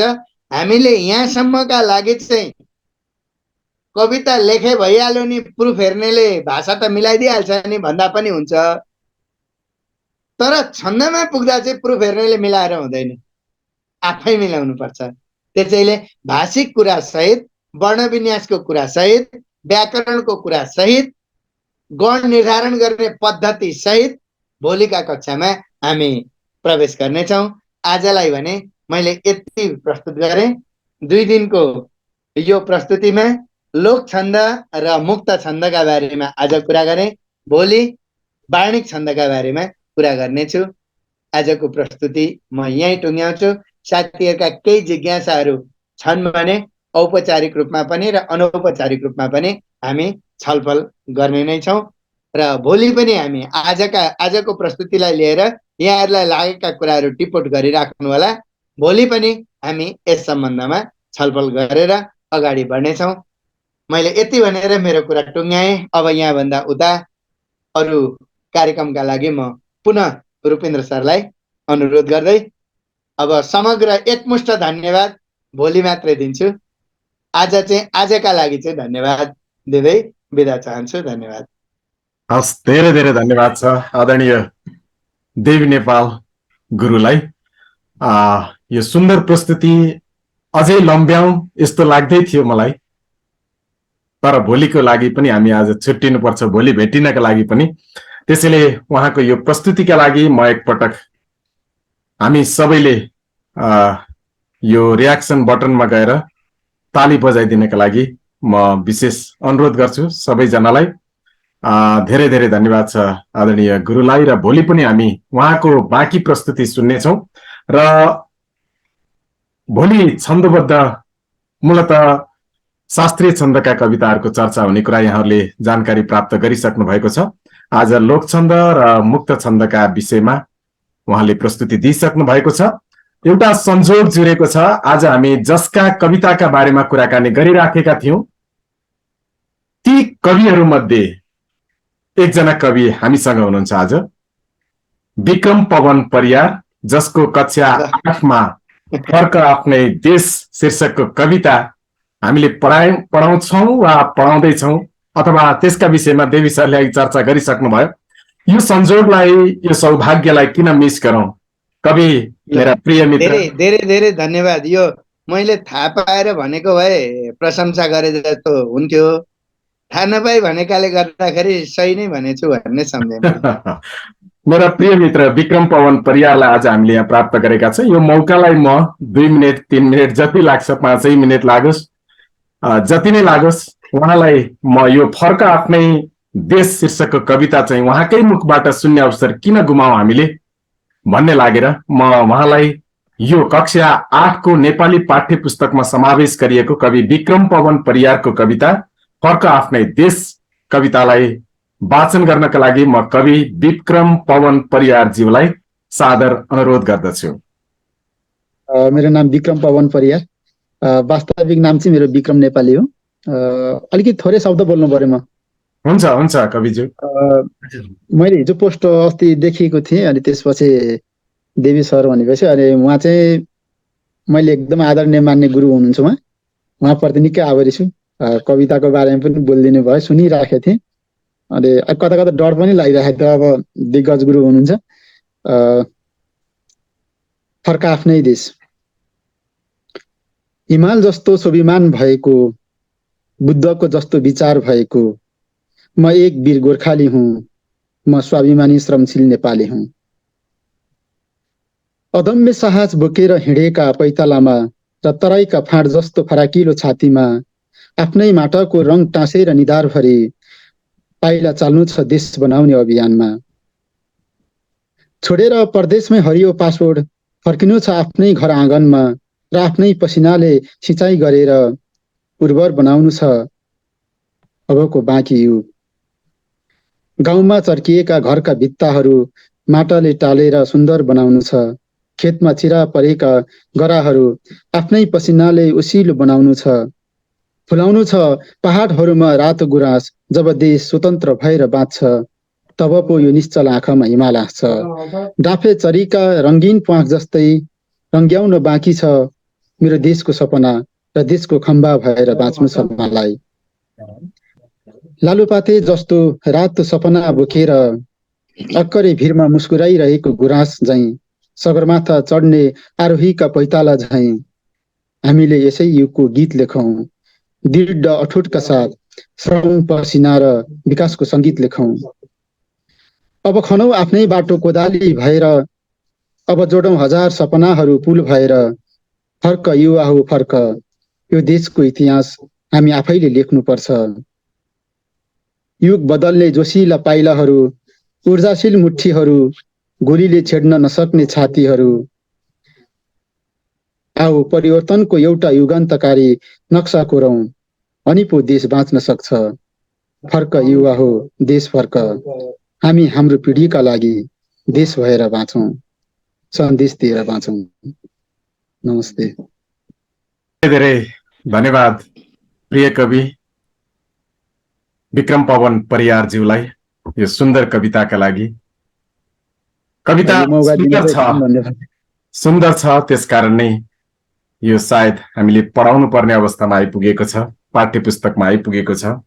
लालुपाते जस्तो रातो सपना बोकेर अक्करे भिरमा मुस्कुराइरहेको गुराँस झैँ, सगरमाथा चढ्ने आरोहीका पैतला झैँ हामीले यसै युगका गीत लेखौँ।